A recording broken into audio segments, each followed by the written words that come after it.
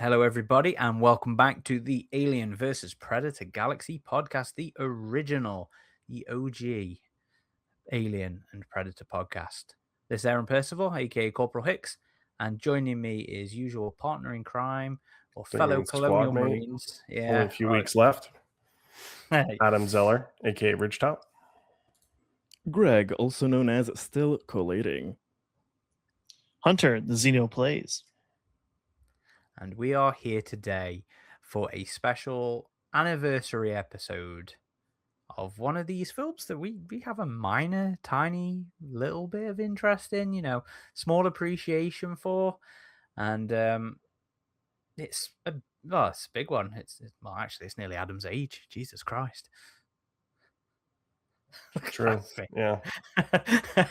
Well, okay, it's a little older than me actually, but yeah. How many years, Adam, is this?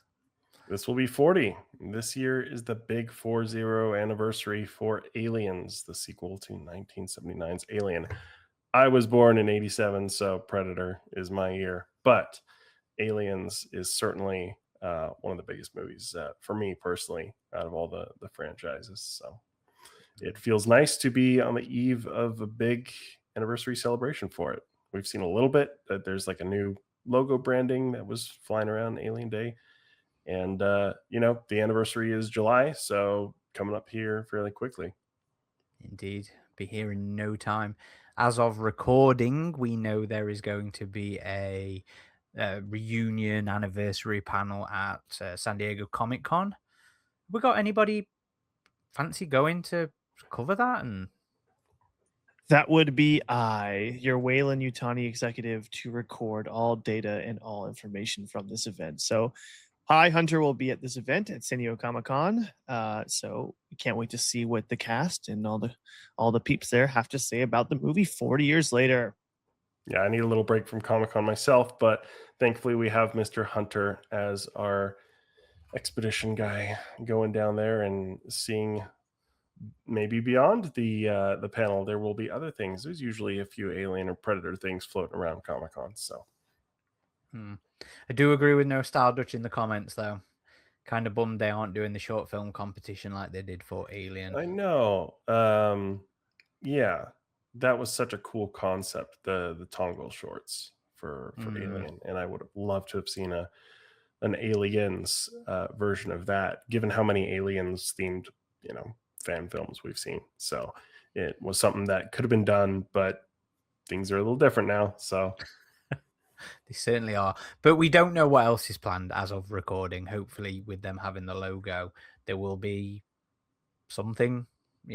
Hopefully something substantial coming. But if you're listening to this,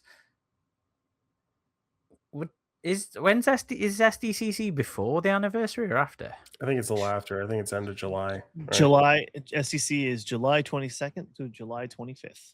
So after, okay. So when this comes out, that panel and that footage will not be on the YouTube yet, but go check out the YouTube page at the end of July, because that will be up then, assuming Hunter gets a good spot and good footage.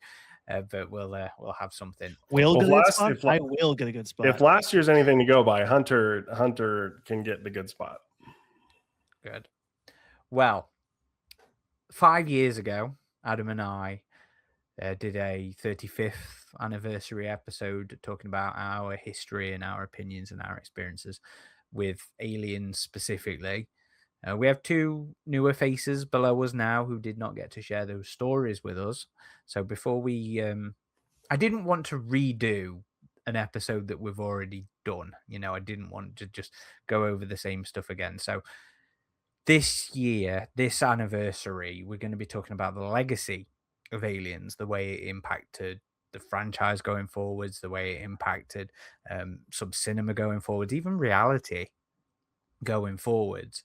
So we'll be spending time talking about that. But before we do, let's pass it off to Greg and to Hunter to give us a little bit of their sort of history specifically with Aliens. So yeah. If you want to hear how Aaron and I first saw Aliens, go back and listen to that 35th anniversary episode, which was 129. I have no idea what episode this will be, but it'll be 230 40 something maybe. So, you know, a good 100 episodes ago. 5 years, Adam. How? Greg, why don't you start us off, mate? Do you remember the first time, you know, you saw Aliens, and how do you feel about the film, to be honest? You know, is it something that's changed over the years, from initial viewing to now? Go on, give us the story, buddy. Give us the goods. Okay. So, I absolutely remember the first time I've seen it, since I'm in the quote unquote younger generation here of the fandom and the team. Uh, of course, I watched all the first four films kind of back to back in a few days. I think I was 12.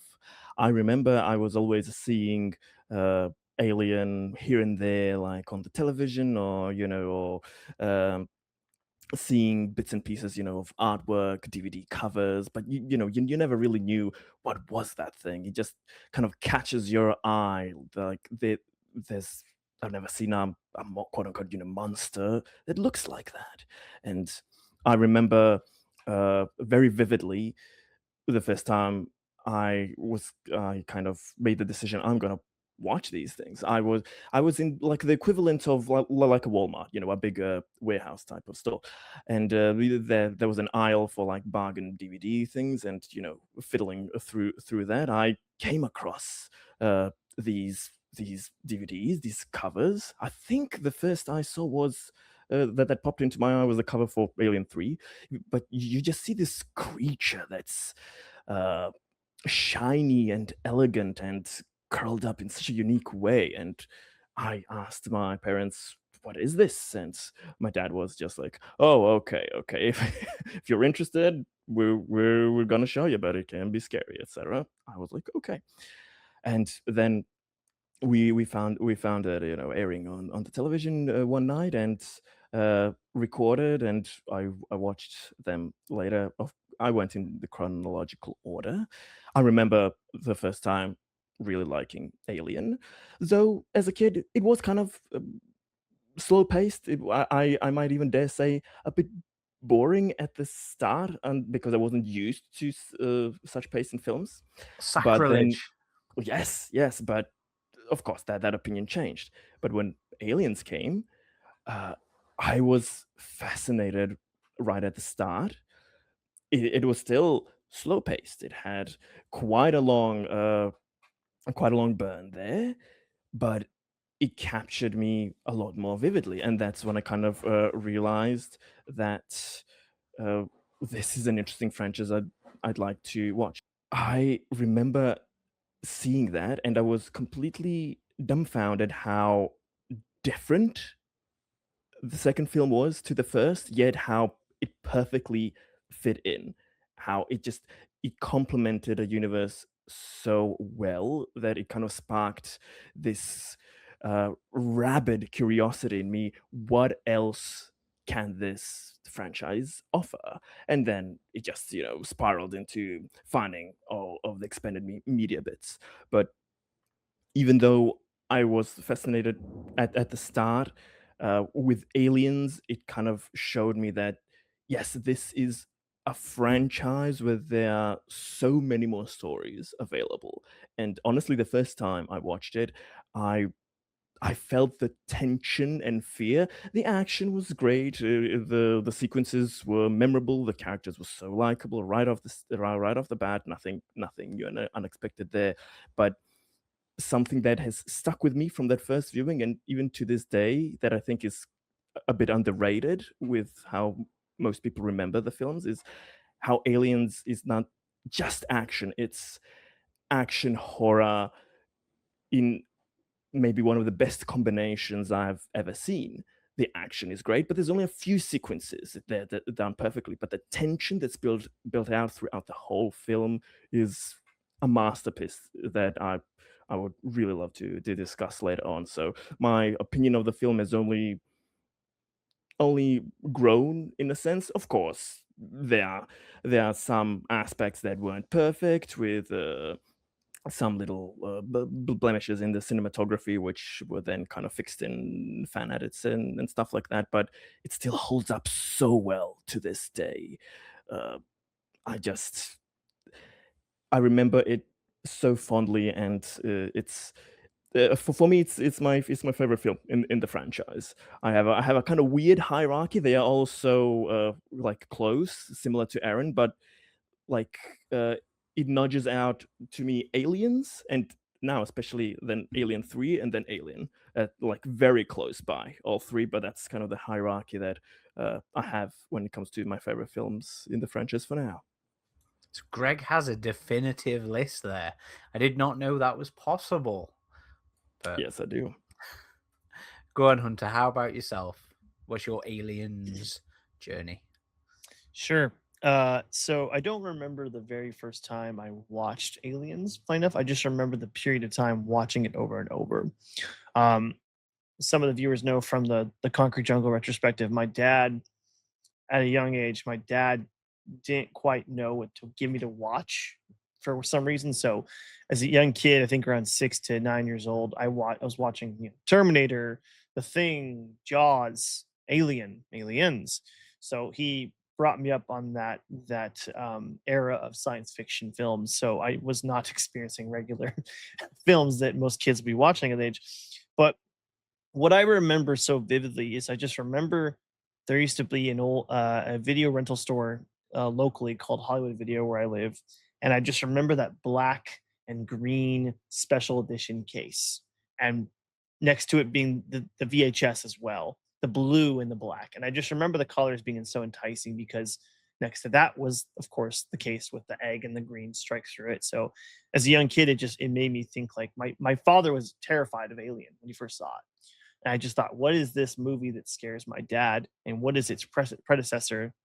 And I just remember being so interested. But what I do remember is I remember I had a good friend whose dad was really big into sci-fi as well. And just sitting on that green carpet, Saturday night watching Aliens and trying really hard not to quote the film after all the lines of the Marines because I was afraid that the adults would get angry at us for saying some of those pretty vulgar lines.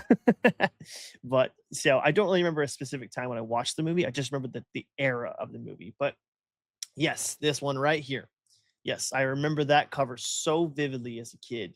Just the contrast, the colors. I mean, it was so enticing. What is that thing on the cover?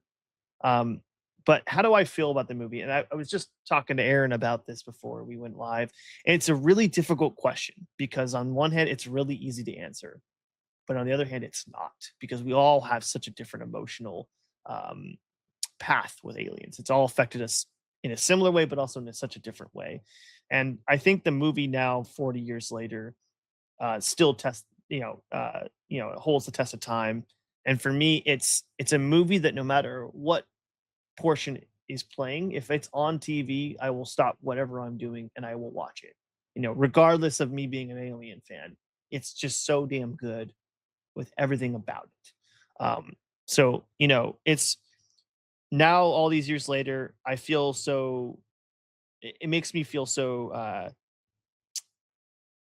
empowered to show other people that have never seen it. I get excited showing other people this movie all these years later. So I have a very strong connection to it, and it's a very difficult question to answer, but I still feel that immersion with the film all these years later. All good answers, I think, there. Although, to be fair, your individual stories are never wrong, and they're always a fun part of being a fan is hearing the journeys that other people take with them. So, thank you for that, gents. So, like I said, we didn't just want to re-review Aliens. We wanted to talk specifically about its impact on the wider world of Alien, the wider franchise, and cinema and the science fiction genre in general. And Greg, I think very clearly, alluded to that during his little bit there, where he's saying made him wonder about the rest of the stories, the rest of the world out there, because I I don't know about you guys. We'll find out as we discuss. But to me, Aliens is the one that opened up this franchise. It is the one. I mean, maybe that's a little unfair to say because Alien obviously suggests a lot of deeper background through the cosmic horror, through the presence of the derelict and the space jockey and everything. But from a human side of things, Aliens is the one that just sort of blows that door open. Just from just from some of the dialogue where they talk about the Octorians, they talk about other colonies, they talk about standard practices and procedures and the routineness of what they're doing, which was part of the charm of Alien, was the mundaneness of the space travel and the space trucker stuff. But I don't think that's quite as if you think back to the sort of like bombastic nature of Aliens, you think back to being 10 years old or whatever. I don't think you tend to get as thrilled at the prospect of there being, all these truckers out there just working their routes. But with Aliens, it is very much this implication of all this other exciting stuff, these other worlds and creatures and everything that's out there that just sort of blows the door open on a very basic, just a very basic narrative level. Because I mean, obviously Greg's said the same thing. I don't know about you or Adam Hunter, you'll have to tell us.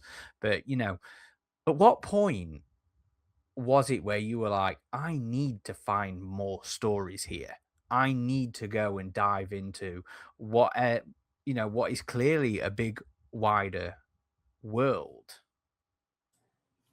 Well, like I've said before, I mean, it was really, as a kid, it was exposure to those expanded universe elements and franchise marketing elements before I got to see the movie eventually as a teen. I saw it later than you did, Aaron. Um, at least with Aliens, you saw Aliens as a kid as well, right? The night before my 5th birthday. Yeah. But it wasn't. I saw it properly, fully, all the way through, and stopped being morbidly terrified of it and being genuinely obsessed with it at 10 years old. Yeah, so earlier than me. And although I did get some exposure to Alien as a kid through like the Great Movie Ride and occasionally seeing like Planet Hollywood was one of my favorite themed restaurants growing up. And whenever I would see props for the Alien films there, they would always really fascinate me. Or going to Blockbuster Video and just looking at the VHS covers of movies that I couldn't quite watch yet, but that I knew I would get to before too long. So um, I did see Aliens first, and then went back and watched Alien, and I think that's just because Aliens was what I saw more at the time. Not the logic I would use now if I'm watching movies for the first time, but um, yeah. So although Alien had those elements, like Alien had toys, you had the illustrated story, right? It had that comic. Aliens is what really took it to the stratosphere in terms of this is now a prominent sci-fi franchise. Alien was, of course, successful, kicked that off, but Aliens really gave it the staying power. It's why we're still talking about it now, I believe, because we have the vehicles, the tech, the weapons, evolution of the creatures, which is still a staple today. Um, it's really hard to understate the impact of that film. I mean, obviously for the franchise itself, but for just like Predator, for genre bending movies, taking action and horror and making them both work so effectively. Aliens is not just a pure action film, it is an action horror film. And sometimes the horror elements are forgotten. And it's one of the things I think both of us really liked about that video game Dark Descent, Aaron, is because it captures that mesh of action and horror so well. Yeah, And to- I think so. The original question was, how did it, when was it that we wanted more? And I think as a kid, you know, it opened the door for me for a lot of different other genres and other IPs. I mean, I think we'll talk about it later, Aaron, but like Halo was a big one for me because I could see the inspirations, and I could see the inspirations from this movie and other IPs.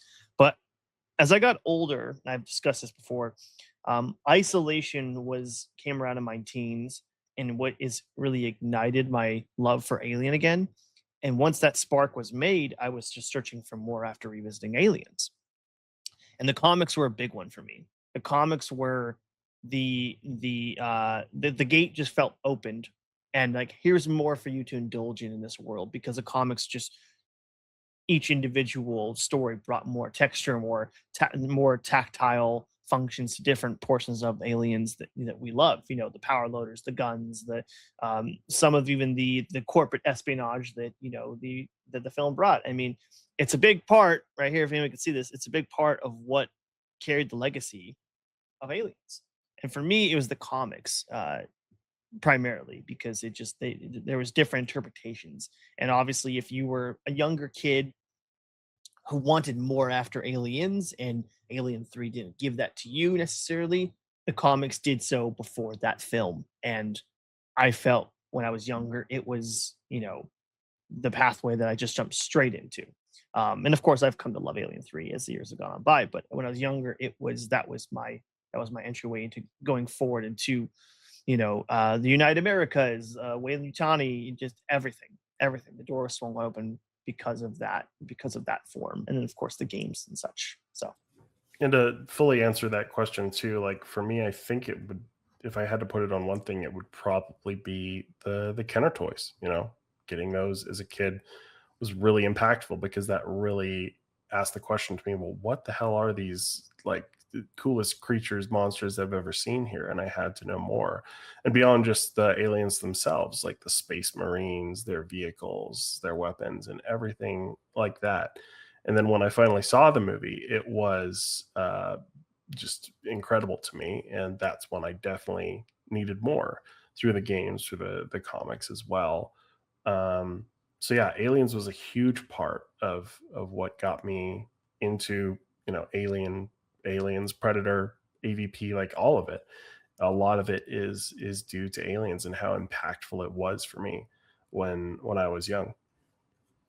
And it's interesting to think as well, because without Aliens, it wouldn't have been those Kenner figures. Yes, Alien had, it had the infamous 12-inch sort of xenomorph that had the scary advert, and all the religious parents went crazy about it.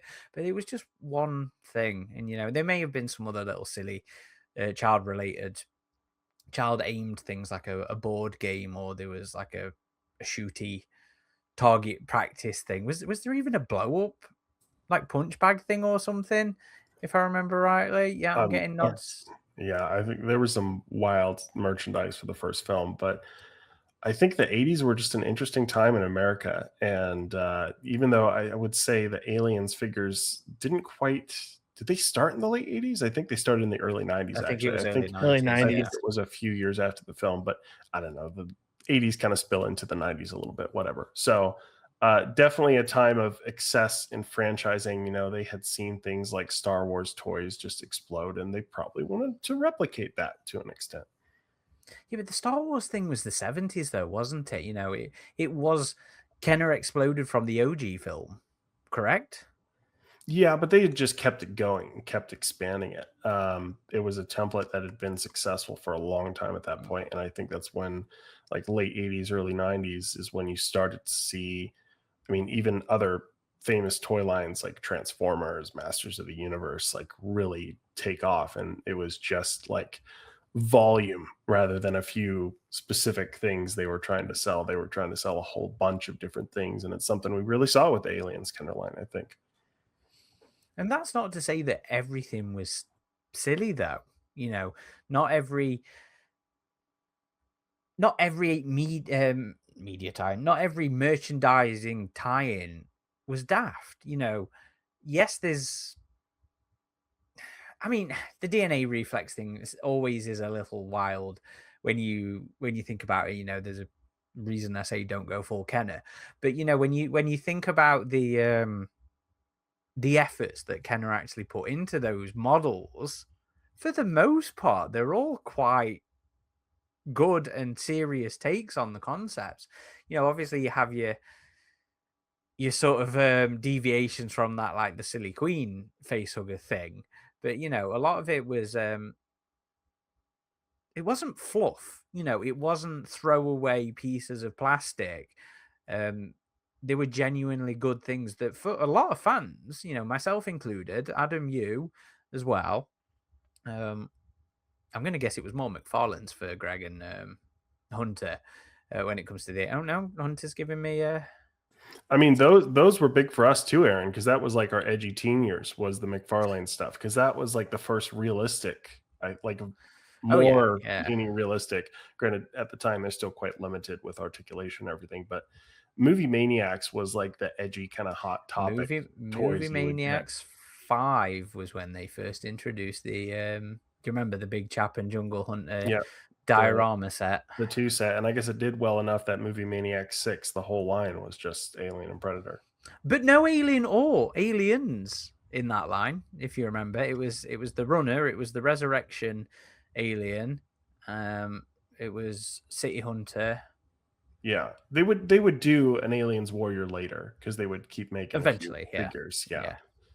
No, for me it was the Kenner. That was one of the first toys. Here, if anybody's watching, this is the Bull Alien, right? That was the first introduction to the toys for me as a young kid, because I there was somebody in a garage sale selling a bunch of them. But no, as I got into my teens, I guess it was NECA. I mean, I had a McFarlane.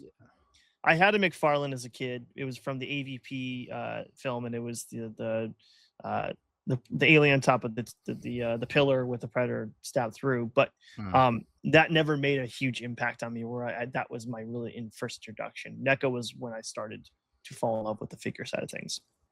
Same.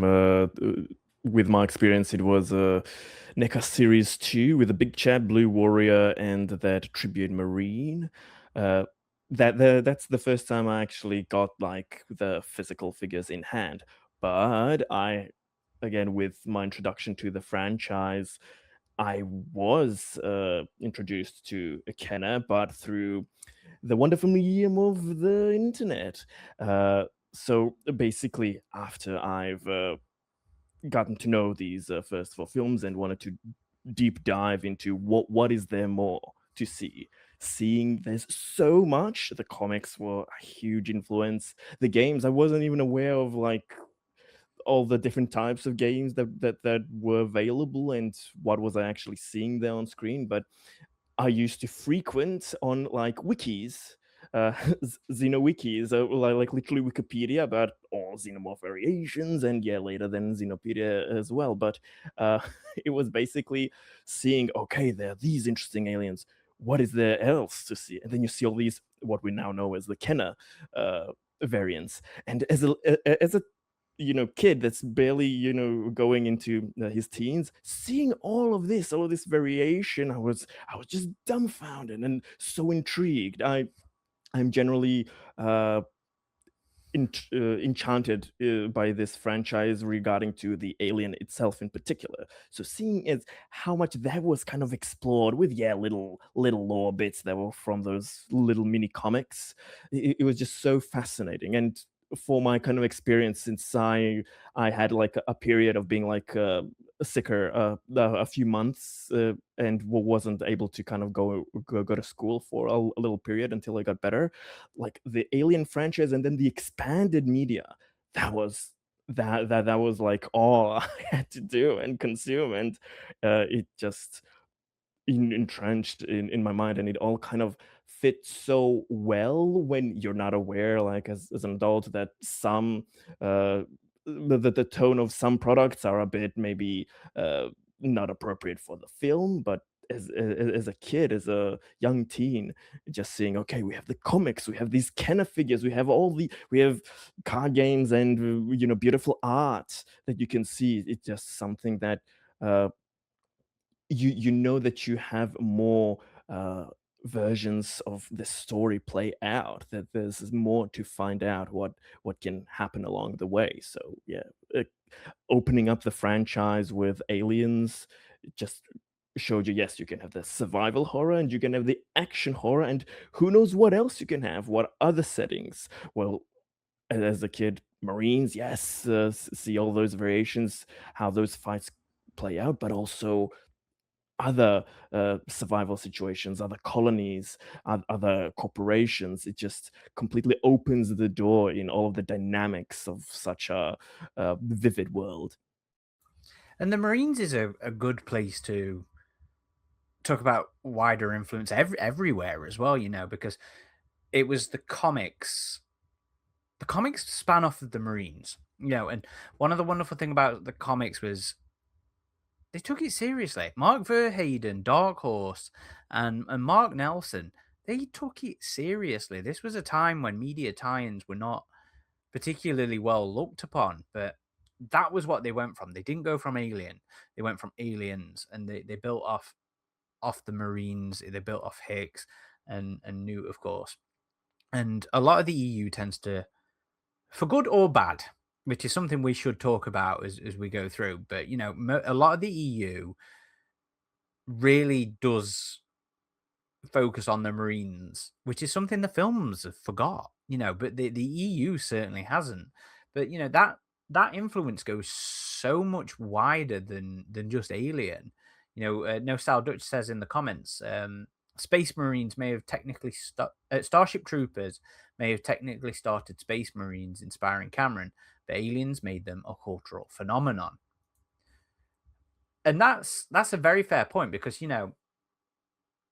one of the things that Cameron says on, I think it's Cameron says on the sort of behind the scenes of Aliens is about not having the need to make a Starship Troopers film because he's already done it with Aliens. Now, I've always disagreed with that statement, because Aliens is nothing like Starship Troopers, the book.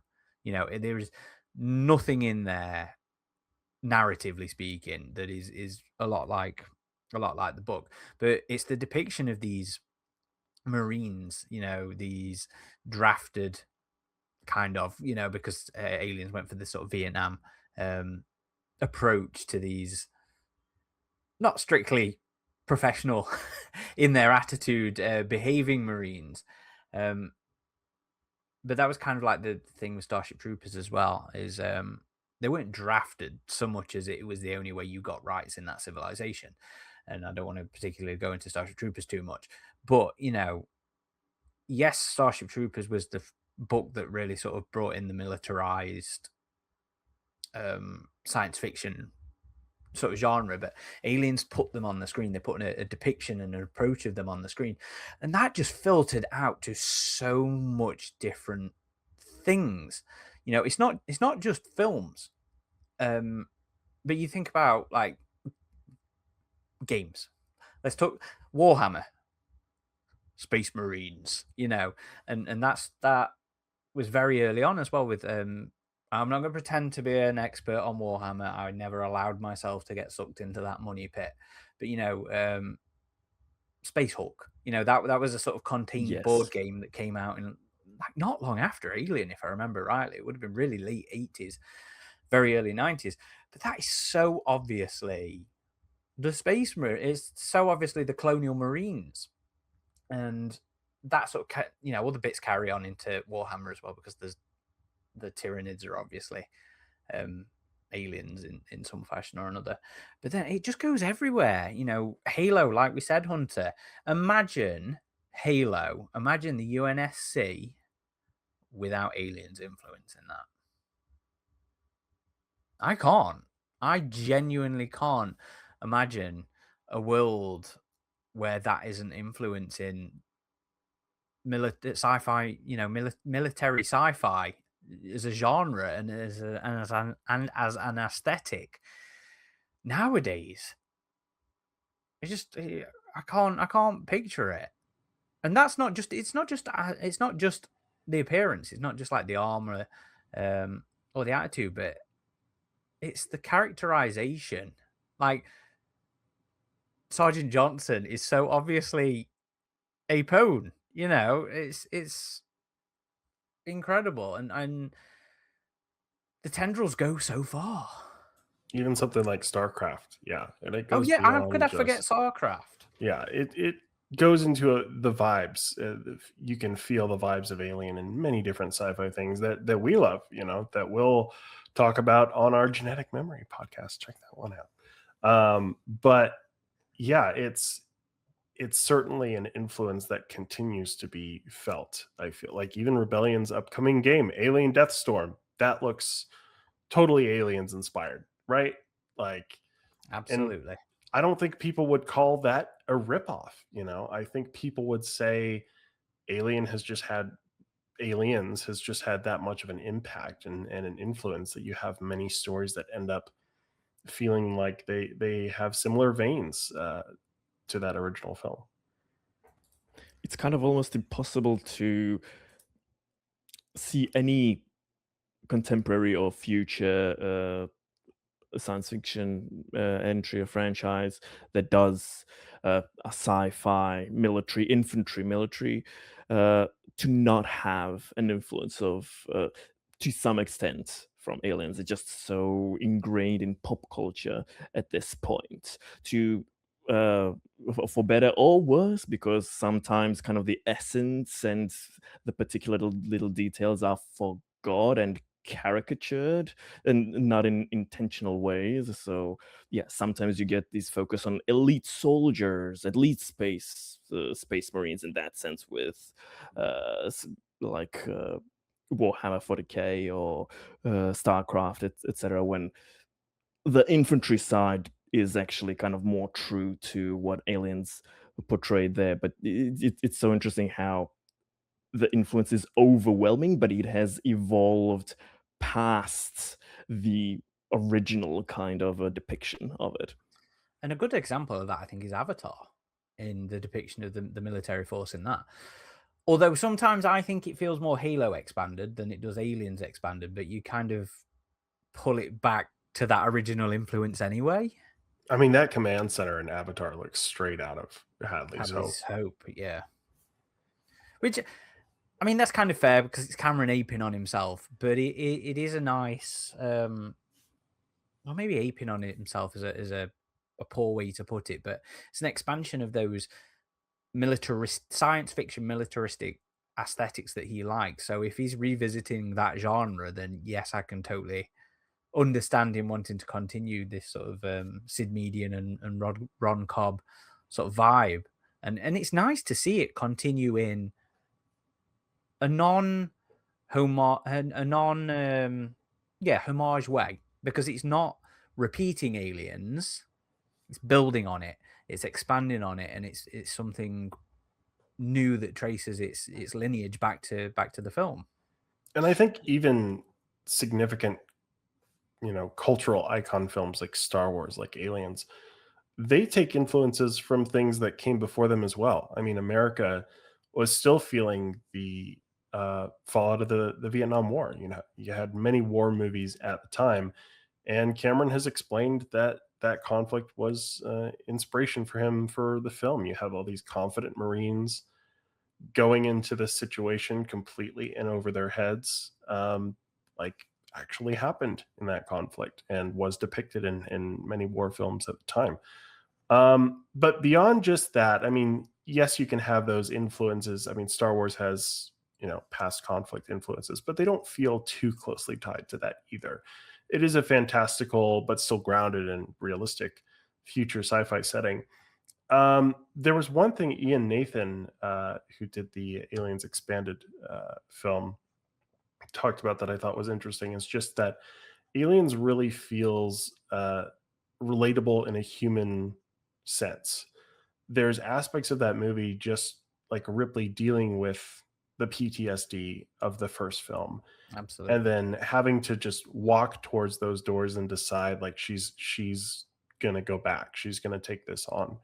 Facing your fears is something that I think we all experience at one point or another, and this movie depicts that in just such an effective way. I think, after barely getting out of something, or dealing with the stress of something, having to face that again is a major element of this film.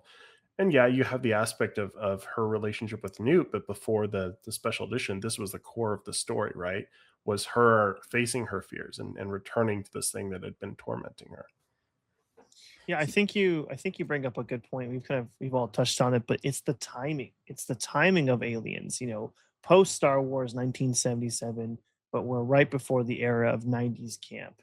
I mean, it came out at such a perfect time because if you do think about the film, how it would fare today. There's a lot of talk about that it would feel modern in today's cinemas, but would it really, and it just came out at the right time. And prior to this episode, I went back and I read Roger Ebert's review of the film, and he described the film as being very well made and wall-to-wall action, incredible VFX, and Weaver's performance serving as the glue for the film. However, in the televised review, one word really emphasized for audiences in 1986, which was overkill. The movie could be disgusting, intense, and it could be too much for audiences in 1986, but it showed the test of time that it still attracts us all these years later, despite all of that. And obviously nowadays, Aliens is very tame in comparison to some of the stuff we've seen. But Oh, it's absolutely. interesting. It's so interesting that it allures us back all these years later. And I think you make an interesting point, or both of you there, in terms of its relevance.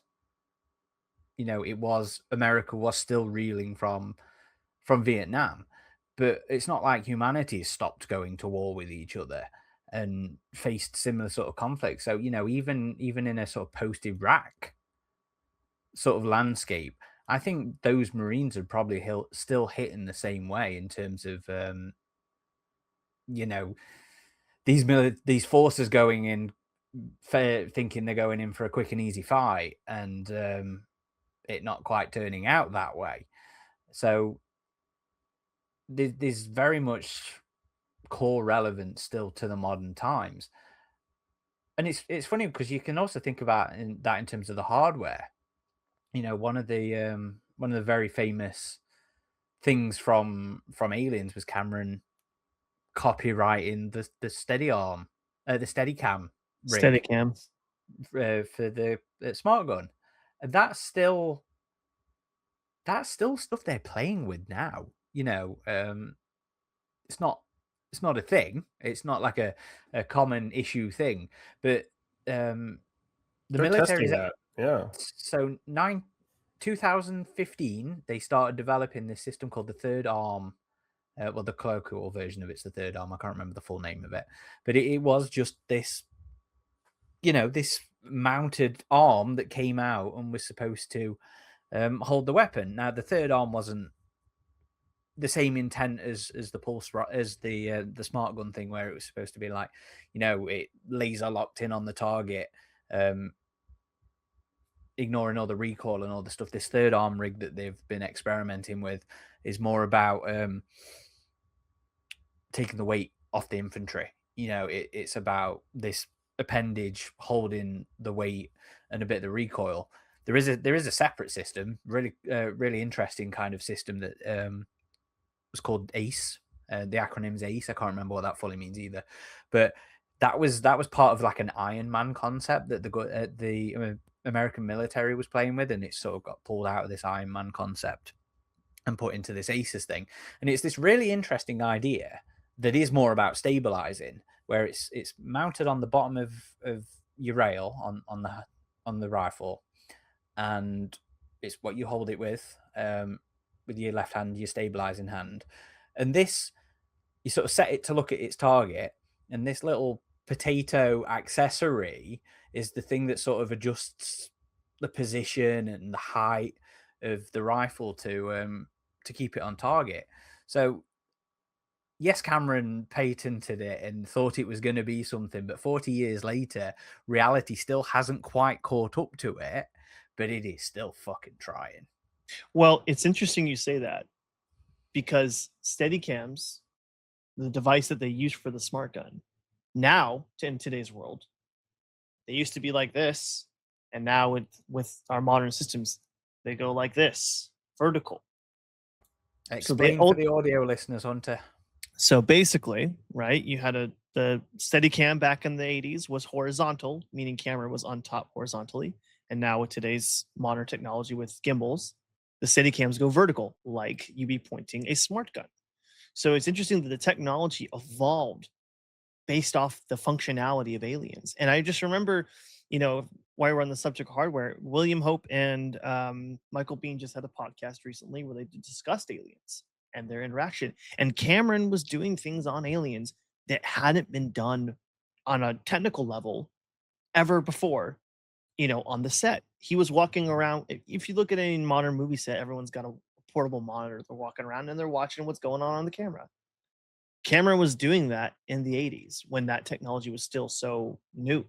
So, you know, he was innovating on the story side of things with the smart guns, with the pulse rifles, with some of the tech in the movies, but off camera, he was also doing that, with his set. So it's just interesting that those innovations, the Aliens has those innovations, on, in front of the camera and behind the camera that really have pushed science fiction and technology forward.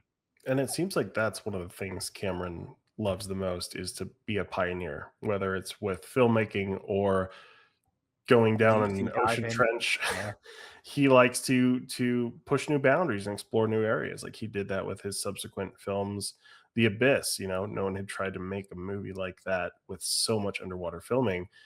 And even the characterization I mentioned with Ripley before, I think was so effective because you see that she progresses as a character, continuing on with her arc in this film, and she gets to a point where things felt hopeless, and she was just getting away by the skin of her teeth in the first film. She does it like at the very end, blow the alien out of the airlock and shoot it with the harpoon gun. So it's the only time that the xenomorph is shot in that film. So she does hit it back at the very end there, but in Aliens she really fights them, and I think we see it in Terminator 2, when James Cameron takes Linda Hamilton's character Sarah Connor, who is very much just trying to survive and get out of there in the first film, and now she's become hardened and she's become a real soldier here, just like we saw with Ripley in Aliens.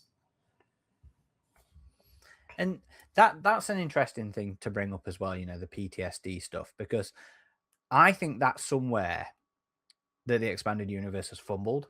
I think it is a very big strength of Aliens in terms of, like you say there, Adam, it is character progression, and it is a very reasonable reaction to the shit that Ripley has gone through in the first film. And that's something that the expanded universe absolutely should play with more, because it's a real big strength of what he did with Ripley. It's so realistic, and it adds a whole other layer and depth to what we're going through with the characters, or what we're going through with Ripley. Well, the only character I can think of in the expanded universe in terms of just aliens that has come somewhat close, not close, but somewhat close, is in 2026 Zula Hendricks. As a character that now, as the years have gone on, I've started to reflect more back on that character in the expanded universe and how they relate to Ripley. So while the EU has not done that perfectly over the years, I mean, that's the only character that I could really think of in terms of aliens that would do that. I'd have to kind of push back on that a little. I think Zula Hendricks is with so much potential that she could have had, shows the problem that the trauma, the PTSD, the seriousness of an encounter with an alien has not been followed through. Her character, to me, has gotten away with too many encounters without any significant showing of fear, of PTSD, or the physical ailments, while for aliens that kind of portrayal, people remember the film if they're kind of superficially just remembering some details. They'll say, oh, it's submarines shooting 1,000 million billion aliens and so much action. That it leaves an impression like that. But Aliens is the only film in the franchise that shows you a survivor having nightmares of the alien, that shows you what their nightmare looks like. So in this supposed just action film, you have the only real instance of, psychological torment, psychological horror aspects. It is only in the first part. I would have loved to see more of that in the film or in others subsequently explored, but it never goes anywhere. To me, the scariest scene in all of the franchise is that first nightmare sequence that she has, when the mundane situation just keeps on getting worse and worse as she realizes her life is gone, that uh, she's basically a woman out of time now. But then you see there are these fantastical elements, and a whole alien is supposed to burst. That trauma aspect is beautifully shown in that kind of intro for Alien. The comics and then novels, they try to play with it a bit, which I really do appreciate. That's how you keep the terror of the creature when you show how it actually affects somebody who's lucky enough to survive. But that's something that the legacy of Aliens, unfortunately, as I completely agree there with Aaron, has lost. Now, if we see Marines, it's just, gung ho, kill a bunch of aliens, even though in the film they didn't kill that much and they were constantly on the retreat. No, now it's all easy, it's all painless. You rarely lose someone. No injuries, no trauma, no real fear responses, and that's something that has been forgotten. Yes, it was mostly portrayed with Ripley, but also all of the Marines, they are shit scared. And that's why I love the characterization of the whole film. You have these overconfident people who just when the situation gets tough, they don't know how to react. They're not trained for this, and you see fear on every performance there. It is beautifully shown. I feel like with the expanded universe, like some of those original Aliens comics dealt with nightmares and PTSD. Like we saw that with Newt in those first few Aliens comics, and I thought those were done effectively well. We've seen the concept handled clumsily a few times, I think. Granted, I don't think PTSD always has to necessarily be a factor. Sometimes you just have an expanded universe story where you're just mowing down aliens and it's kick ass, whatever. But I have to agree with you, Hunter. I do feel like Zula has been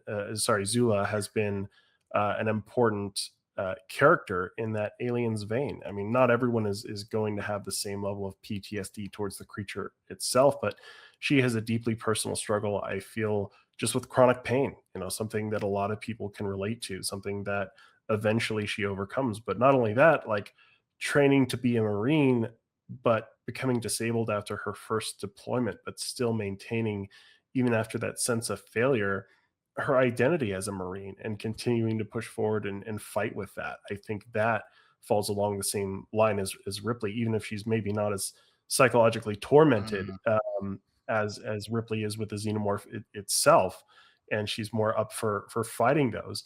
Even Ripley at the end of Aliens has kind of overcome that a bit when she says, "I think we can both dream now." Granted, she's in store for not a good time after that, but I don't think you can say that with how she reacts in Alien 3 when she goes down into the basement. But I mean, it's an absolutely fair point though, bringing up Zula's injury, because that is unfortunately the life of so many servicemen who grew up wanting to be in the military, and they go out and an IED goes off and they come back and they don't know what their identity is after being discharged, and that's an interesting element of Zula. Zula is a character that is very interesting in Aliens, because yes, it is branded Aliens. I do agree with Rogue Greg. Incursion. Yes, that's it. Don't you just love branding and licensing and marketing? It's all fun that makes us think there's far more depth and meaning to it than there actually is. But I think that was a good angle to bring up, Adam, in terms of relating her to Ripley in that way. But I do absolutely agree with Greg in terms of the repetition of her encounters and Amanda Ripley, and that is a danger to, I think, Aliens' legacy, is the way, like Greg says, the way the Marines will just mow down aliens in other comics or the books, the games especially, because the default genre that most of our Alien games have been is a first-person shooter, because it's just so easy to take Aliens and transpose it onto a first-person shooter. Of course it fucking is. You know, Alien. If it weren't for Aliens, there might not even be the FPS genre as we know it, for a multitude of reasons. First off, you just take the film, and you take the cameras. You take the helmet-mounted cameras. That's your first-person perspective right there. That's sort of influences so much other stuff going forwards as well.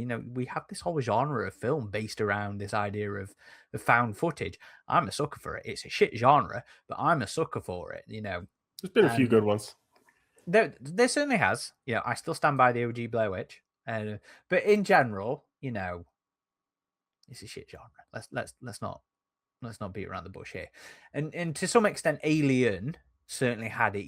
When Ash was watching Kane and Dallas and Lambert go to the derelict, he was watching camera footage there. But it's so much more prominent in Aliens, and that's sort of like, that's the basis of the first person, sort of shooter genre. And just to tie it a little bit further, imagine FPS, Adam, without Doom. You can't. Yeah.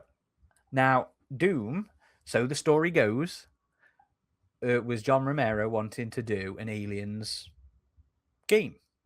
That didn't happen, so Doom became what Doom became. And that's not to say like there wasn't other early intents. Yeah, there's Wolfenstein, but yeah. Doom popularized it for sure. Yeah, absolutely. And Aliens as video games, if we trace that back, the lineage back a little bit, there was an Aliens video adaptation that was very much a precursor to that kind of FPS thing. I forget who did it. I think it was the UK one. I don't fucking remember. There was two of them. There was the UK and the US one, and it was one of them. So that sort of carried on, and we get to the modern day sort of era, and unfortunately, I think that's Aliens' worst legacy, is the exaggerated interpretation of the film. The way that the aliens become less threatening through the shooters. And that's not to say there aren't good ones. AvP, Rebellion's AvP really does good stuff with the horror and the tension, and emulating those really strong parts of what gave me nightmares for 5 years from Aliens. But the game to do true justice to Aliens, in my opinion, is Dark Descent, and that is not a first-person genre. That is not. I mean, obviously, we're killing aliens in Dark Descent, but it's hard earned in that game. I genuinely think Dark Descent is Aliens' answer to Isolation, the same way Isolation is to Alien, and it's not a shooter. That is not the strength of that game. The strength of that game is the tension. It's the resource management. It's not being Gorman. It is grace under pressure, and that's what makes it great. Because when you become Gorman, is when that game gets really Aliens. It is this knife's edge of chaos in that game, and Aliens is a perfect example of that knife's edge of chaos. And somebody said earlier, Jay wrote, somebody threw it up on the screen, the film even reaches into real world military, with Will Hope saying that various Marines have told him that they even show his scenes in the APC to teach soldiers how not to react in high stress situations. Anyway, sorry, that's where I think Aliens sort of lets the franchise down going forwards. And it's not Aliens' fault, it's the creative's fault for over exaggerating that part of it and that action element of it. Well, you bringing up the first person aspect kind of make me think of some of my favorite shots of the first two films, Alien and Aliens. There are, beyond your helmet cams and Ash watching the monitors there are a couple shots near the end of both films where you see Ripley's first person perspective while she's going down that spooky hallway. You see it at the end of Alien in the Nostromo, where everything's gone to shit and the alarms are blaring and the steam is venting and everything. And you see it again in Aliens while she's trying to rescue Newt. And it feels tied to that first film, in which this is kind of the climax, and we're seeing from her perspective a little bit in these completely intense situations. Even in AvP, I think there was a couple first person shots of Alexa in the pyramid once she's all alone, just like looking down the hallways. And it's something we've seen in horror, that POV shot that has resurfaced. And I'm sure it was in films before Alien. I can't think of too many off the top of my head.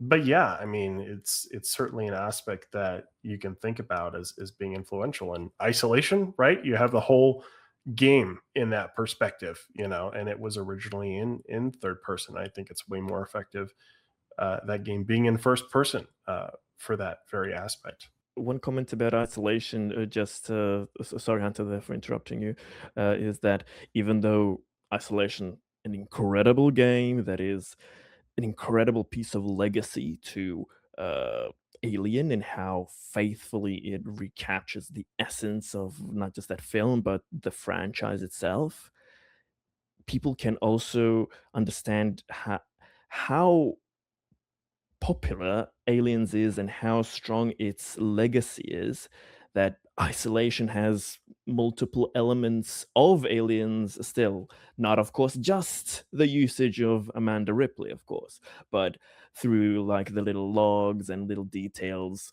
they firmly said that yes, this is in the same universe. Aliens will happen at some point. They are colonial marines, etc. We're just in a different type of situation.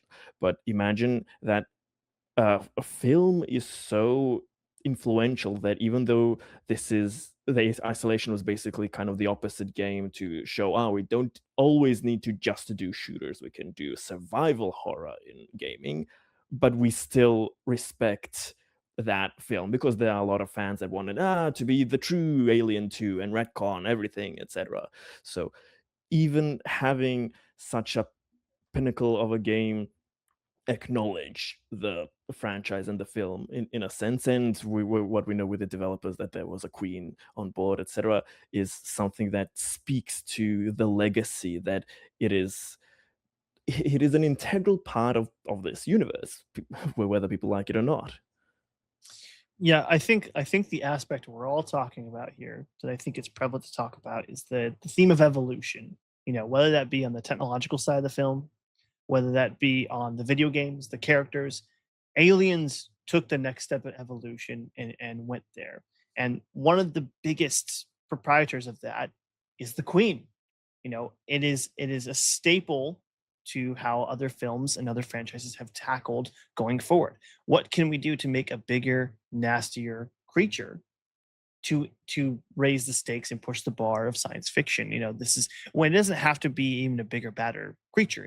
If I think about T2, it would be the T1000. It'd be something it's more difficult to kill and is more advanced. But when I think about the Queen, I mean, it's not only an achievement in practical effects and creature work, as we could go on and on about with Stan Winston and his team, but it's also just this underlying emphasis of motherhood and femininity and having strength and having this protective will. And that's something that I think that the franchise has really pushed forward with the ability to show independent characters in the franchise. Say what you will, everyone has their own, weight of, of tension, as Alien, as Rogan Kershaw would do, and Zula Hendricks, as we spoke about before. But truly, they're the independent aspect of Aliens, I think, really sources from the Queen and Ripley going head to head. And the Queen is just such an amalgamation of fear evolving, of technology evolving, of biology evolving. And it's one of the most interesting aspects about the movie is, here's your ultimate fear, but now it's evolved, in a sense, relatively speaking. And the Aliens, building on that Queen was just such a landmark in terms of special effects and visual effects. And it was one of those films in the 80s that really melded a bunch of different schools of effects effectively, like miniatures, compositing, live action or life size puppetry. All those things just coming together as effectively as they did on the heels of Star Wars films, which also revolutionized special effects. But just doing it in a way that was so effective for what they were trying to do. And even though Alien, of course, had incredible special effects, really upping the scale and the ante from the original film with that. Yeah, there are shots in that film of the Queen where I know how they did it, but I still don't know how they did it. It still sells so practically all these years later. It still feels tactile. It still feels like it is a living, breathing creature on the screen, putting us as the audience on the edge of our seat. Is that something we think perhaps filmmakers have lost the ability to? Absolutely. Yeah. Yes. It's like, even, and I loathe to say this, but even when you watch Harbinger Down, I don't think that's a very good looking film or a good demonstration of practical effects. I'll push back on that a little bit. Like, I feel like that was more constrained with budget, and that was a passion project. I think that was maybe an outlet for them, not to put words in ADI's mouth, but maybe feeling slighted after the Thing sequel. But I still see some movies that can do that effectively if that's what they're going in to do. Alien Romulus is a great example. Incredible practical effects. How can I forget that? Miniature effects, CG effects. Romulus really combines multiple schools and old school, like less utilized ways of doing special effects. So I don't think it's that they've been forgotten. I think that unfortunately a lot of producers just want to take the quick and easy path, but you still have a lot of passionate people that are well trained in these schools of thought with special effects and filmmaking, and I do see them starting to make a little bit of a comeback, thankfully. I have my thoughts mostly negative on the Star Wars sequel trilogy, but they did kind of reintroduce a bit more practical effects again, I think. I'm not saying they've been forgotten. I'm saying they're not shot very well now. In a lot of things, yeah.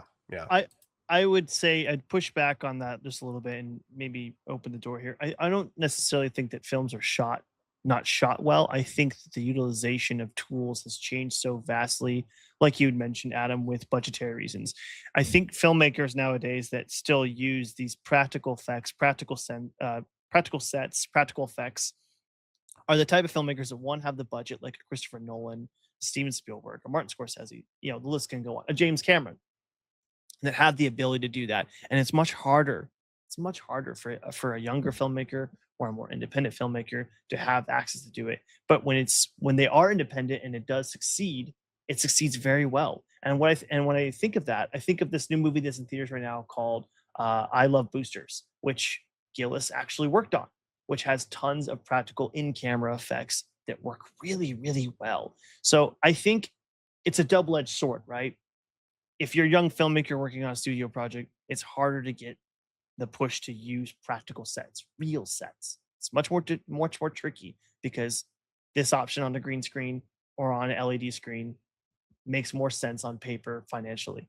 But to the filmmakers and people that are still making sci-fi or that are still, or that have been inspired by films like Aliens to go and build real things, it succeeds really well, and you can feel it on the screen. It's tactile.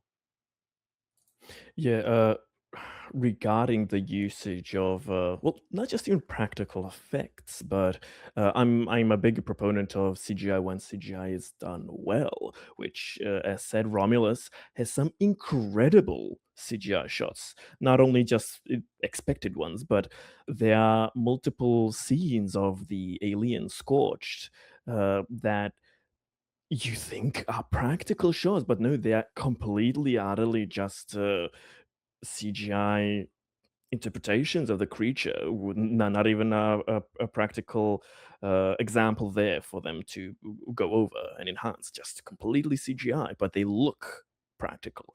And to me, I think that in horror, which it doesn't have to pertain only to horror, but other genres can use similar techniques. It seems that creatives nowadays, they really want to show everything so much that the amount of shadow, the amount of actual true blacks, the amount of contrast you have in your shots. Aliens, I think, especially the earlier released versions, VHS, the earlier DVDs, etc., it really has that stark contrast, those deep dark tones with those true blacks. And when you pair that with, of course, phenomenal practical effects, when they know when to use the big prop, when they know to use the miniatures, which piece to shoot, which to obfuscate and not show, it just works so well. You have to know the strengths and weaknesses of your abilities, of your craft and budget and talent at the time. And I think that, unfortunately, nowadays they just expect it'll be fixed in post. It'll get there. It'll get there. And sometimes it doesn't get there. You can't just patch and fix things afterwards. Always, it's better to at the start in the shot have everything be correctly set up, then you know it'll look lively. But I think in the films where you still see those strong practical effects, and some of them are lower budget in indie films. There's one I saw, I'm not sure exactly how long ago it came out, but it was called The Void, I think. Have you seen that one, Hunter? Yep, And 2017 or 2016, if I yeah. remember correctly. So, and you have to imagine a lot of these young special effects guys were probably influenced by films like Aliens, and that's what got them going on their careers, where they could make something like The Void, that could be limited budget but still have these really impressive practical effects. And yeah, I mean, Aliens, it was nominated for an Academy Award, I believe, for special effects, as well as a number of other things, like best actress with Sigourney Weaver, and that was, I think, the first sci-fi film where that had happened. I think Um, so. where we had a best actress nomination for that. So That's correct. Yeah. very significant in terms of the Academy Award wins and nominations that film received. It did win. It won the award for best visual effects. Yeah, well deserved, definitely. and the British ones, the British Academy film for best visual effects as well. Well, I do have to say, Greg, to your point, you're talking about the contrast and sharpness. That lends itself to the idea that when things were shot on film, digital sensors nowadays, digital cameras, digital films are all shot in digital sharp. It's clear. You can see every pore, every detail. Film, not so much. And film creates a natural, beautiful contrast. It creates color. This is back in the days where people had to create the color behind them. They had to create the sense of immersion.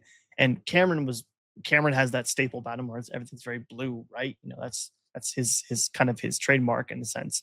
But because they're shot in film, there was more mystery behind all the details of the queen, of the aliens, of the hive. And nowadays everything's so sharp and you lose that. And I'm not talking about watching it on something like this. I'm talking about really seeing it on an older cut where even the DVD cuts, it's not clear. It's not clear. And it creates more immersion with the look and feel the aliens really had. So that's my last little technical camera rant. For sure, and I would love to be able to see Aliens in a theater on film. I know sometimes in Los Angeles they show it 70 millimeter, which is large format film and has like very impressive detail for film. And I remember seeing Alien 3 on film in LA and thinking those compositing issues everyone complains about with that film are just not there, because the whole thing is darker and contrasting. It was made because that was the standard at the time.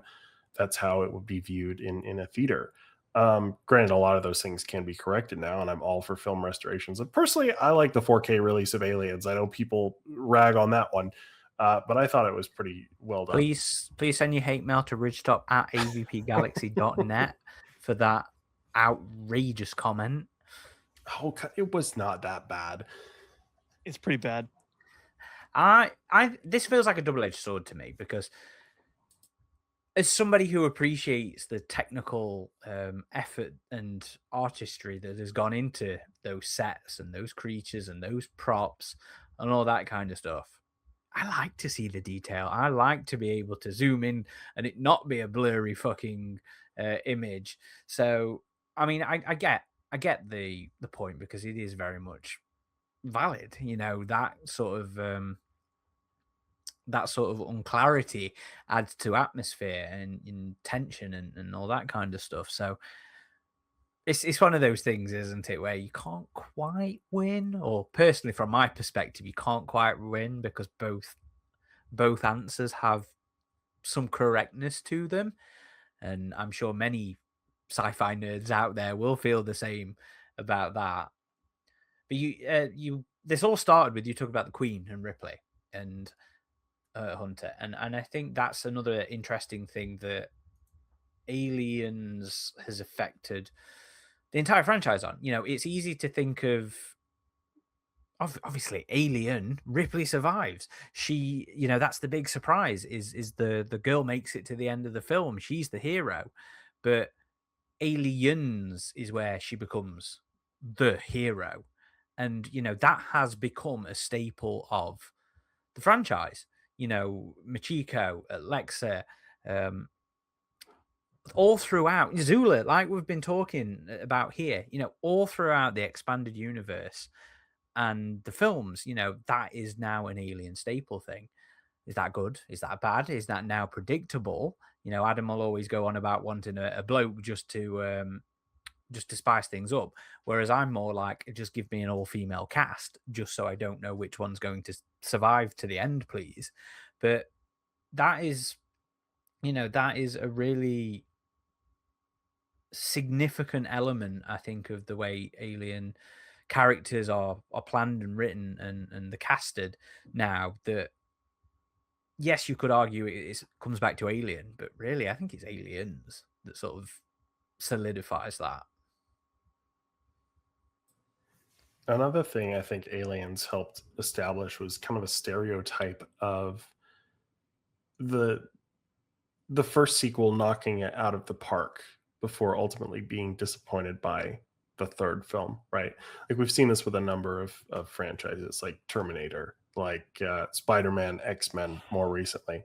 And I think Aliens, Star Wars, even though I love Return of the Jedi, I think it's, you know, it's one of the best. I think people at the time felt that it was a little bit of a weaker follow-up to A New Hope and Empire.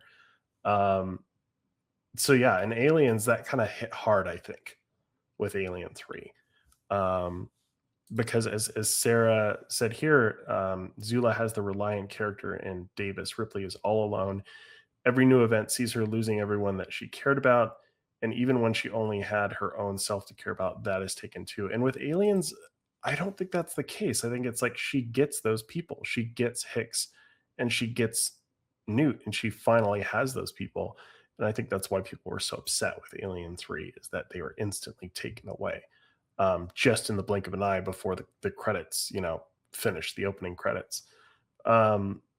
So I feel that, yeah, that has been a lasting legacy of Aliens, is the idea of like, okay, you made one really good sequel that's up there with the original or better, but can you make two? And it seems a lot of times they can't.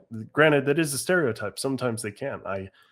I imagine there are some franchises where the third movie is better than 1 or 2. I can't think of them off the top of my head, but there must be some. I don't feel like this was a deliberate creative choice, though, Adam. I think this is coincidence. No, it's just part of its legacy, though, that it helped establish that, because it's like, how do you follow up on Aliens, right? And it was something that Fox really, really struggled with, given the amount of scripts they went through with Alien 3 and the different directors, because Aliens was just so strong. How do you continue from that? I think the reason that problem is encountered is I wouldn't even say it's absolutely like a stereotype, because yeah, those are a few franchises you mentioned, but most of the time, for most films, the sequel rarely is as loved or better or whatever you want to call it. Most of the time, something originally successful, it gets a sequel, but it won't be as loved or considered as good as of uh, good enough quality. So when something like that happens, that you have something that's at least as good as the first thing, then it's already in this unique camp of only a few players. But after that, you're really rolling the dice. I mean, there's almost no chance that you're gonna get a third film that's even better now. You'll be extremely lucky to get something that's very close to the first two.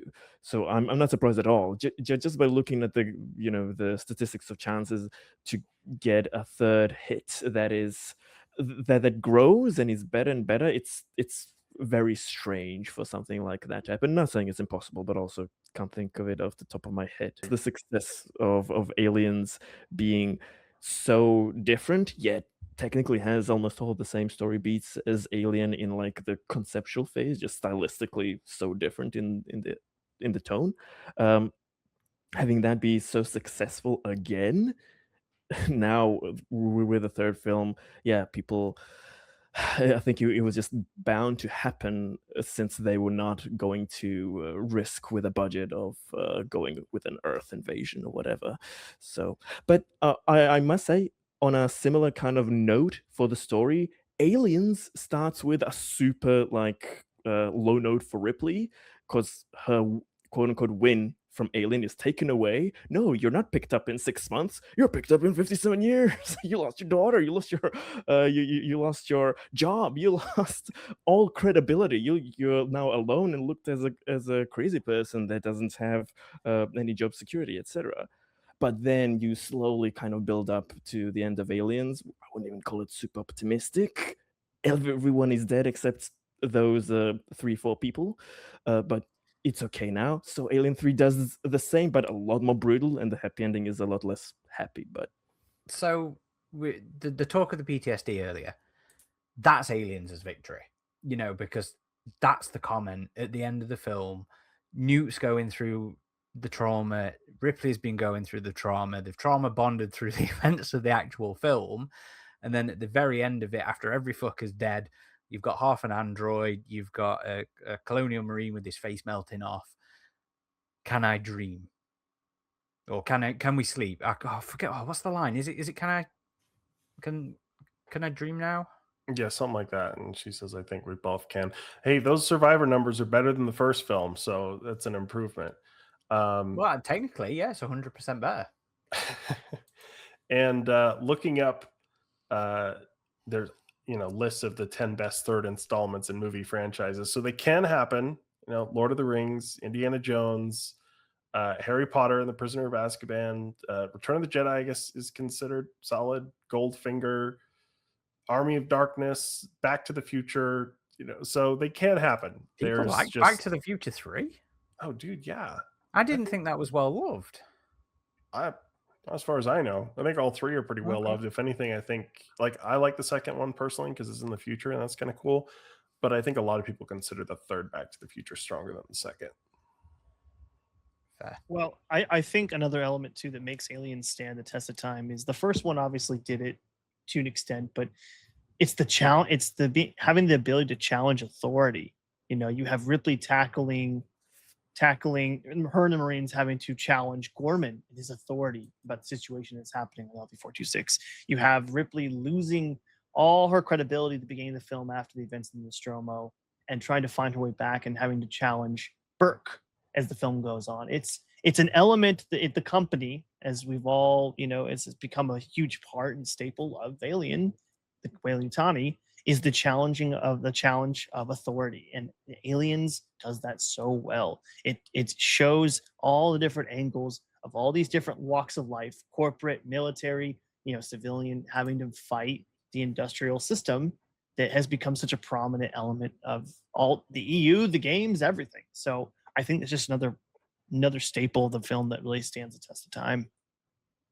And that's a cyclical thing as well, because that is, I mean, look at you guys now. Jesus Christ, you need that. We need that over here as well, with the geopolitical situation. But it's something that is always going to be relevant, is standing up to authority when it is wrong. And it's also something that will always be prescient and relevant because it's something you will always appreciate. Aliens is such a perfect sort of entry point for these 10-year-old fans, these teenage fans, because you take it on a surface level, it's fucking awesome guns and fucking cool creatures and Marines with attitudes. But then, as you grow older, as you enter the workforce yourself, as you enter this world, this political world, this corporate world yourselves, this extra stuff, you start to notice more. You start to see the relevance to your life more and your situations more. And that's where both Alien and Aliens, I think more Aliens, will always just be relevant to new people, to people growing and maturing and entering the world. There'll be a thing about it that will always keep it a meaningful film. Yeah, and it was an element we saw in the original film with the special order, but it was a bit more cold and detached in terms of it just being something read on a screen that the company ordered from far away and that we have an android enforcing. In Aliens, it has a face. It's Burke. It's a friendly guy who wants to convince you he's your friend. And so in that sense it is more relatable until you find out his hidden agenda and his underhanded way of doing things and what he's willing to do to further the goals of his company. And yeah, that leads to a very important and memorable line from Aliens. Just like Predator with our interview the other day, Aliens has some good one-liners as well. And that is definitely one of them. Yeah, I think the thing that stands the test of time in Aliens for me, which helps me come back to it again and again and appreciate it ever so more, is as here I remember J. Roach says, everyone has a Burke in their workplace, which is exactly the point, the groundedness of the film. It has fantastical elements. The technology is not quite right and realistic completely, but everything is believable. Everything feels grounded, feels immersive.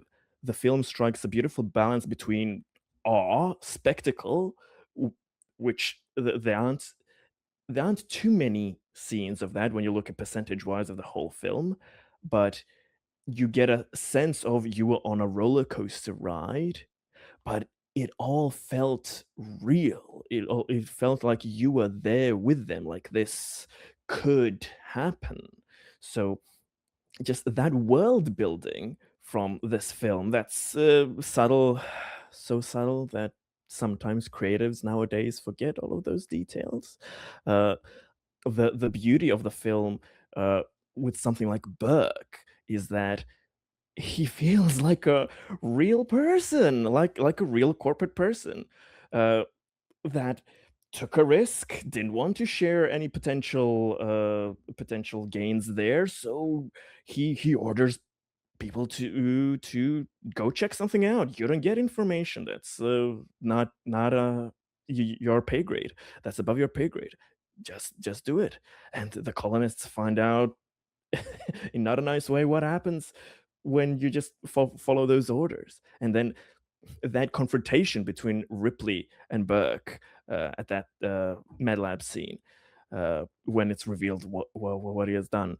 Again, it just feels it just feels like actual everyday workplace drama of people trying to get by in this cold system.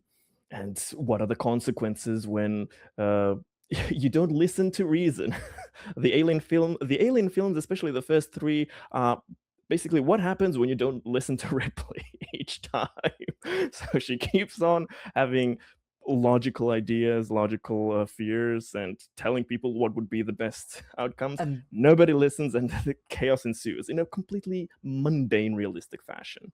she has enough of having to be the one being the one with the brain turned on that she's just ready to die at the end of the third film. That is a real workplace experience right there. Like, you fuckers, you don't want to listen to my warnings anymore. All right, I'm out. Well, you keep we're- on pulling me in these situations. I'm not gonna. we're on a great topic, which is relatability to the characters, right? There you can relate to any of the characters in the film, but what I find that Aliens does really well, and that I haven't seen in many films since, is it has that one character that just is the audience for every moment of the film, enjoying it, and that is Hudson. We are a ragtag team of Marines. Hell yeah, we have all the firepower in the world. Let's go get them.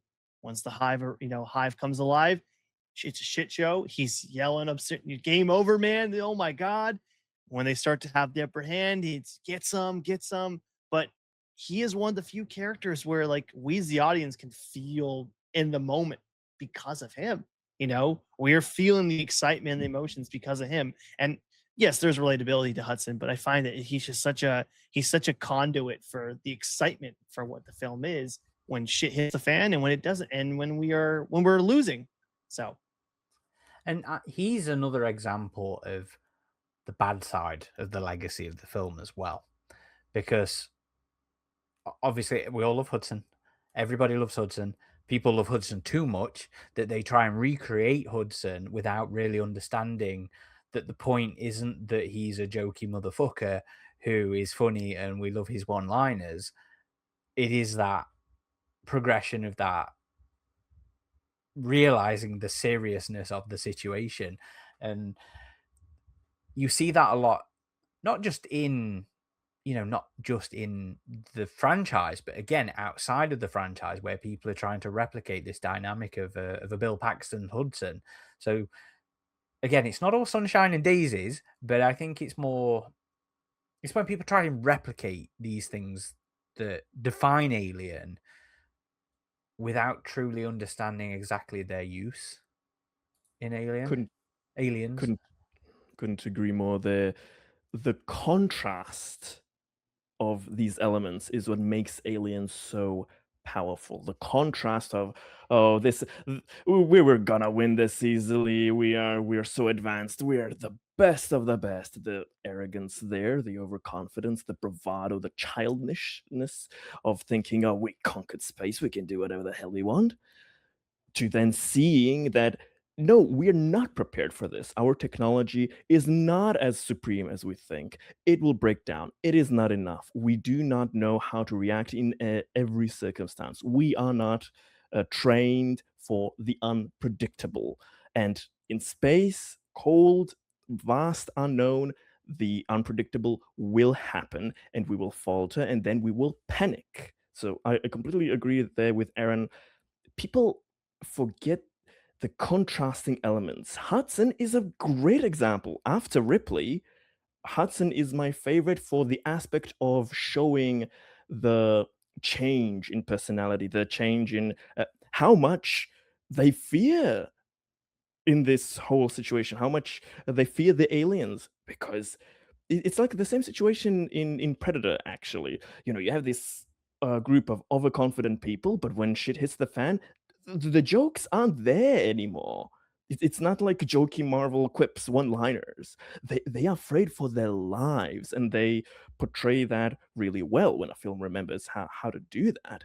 Nowadays, not just films, but games, books, comics, they kind of forget that aspect, that you have if you want your character to be that kind of jolly, of a confident, hyper capable, you have to show that being broken down, because Aliens is not just dumb action, it is action horror. So that contrast is, I think, the key aspect to showing it. Yes, in his final moments, he has all of those fuck you moments, but even then, he's not dominating. He's afraid for his life. These are his last seconds that before he gets overwhelmed to take a few more with him. You need to keep those elements of contrasting overconfidence, which is not just in Aliens. It's I believe a key part of most of these original films. You have these characters that think, oh, no danger can come before us, and nothing serious is going to happen. We are overconfident, overcapable, and then the alien is there to show that is not the case. But if a character does not react to that threat properly, in that sense, we won't be scared of the alien as well. And the fear of this franchise, the horror aspects, will be lost.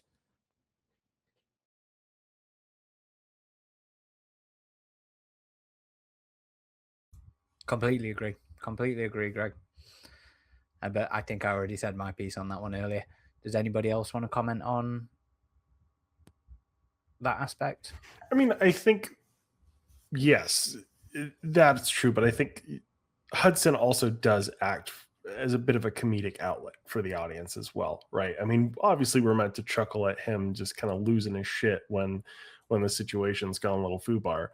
And that can happen in situations like that, and it can be an outlet for these people to deal with that. Certainly, in completely messed up situations, I do think humor, whether intentional or not, just laughing at the outburst or the absurdity of the situation, I think is just again, it's one of those things to Aliens that I think creates a human connection. So to your point, Aaron, while it's sometimes just used to pluck for funny one liners, like that humor I think was intentional by Cameron, and I think it's effective as an Well, outlet for the audience in the film. I'm not critiquing Aliens.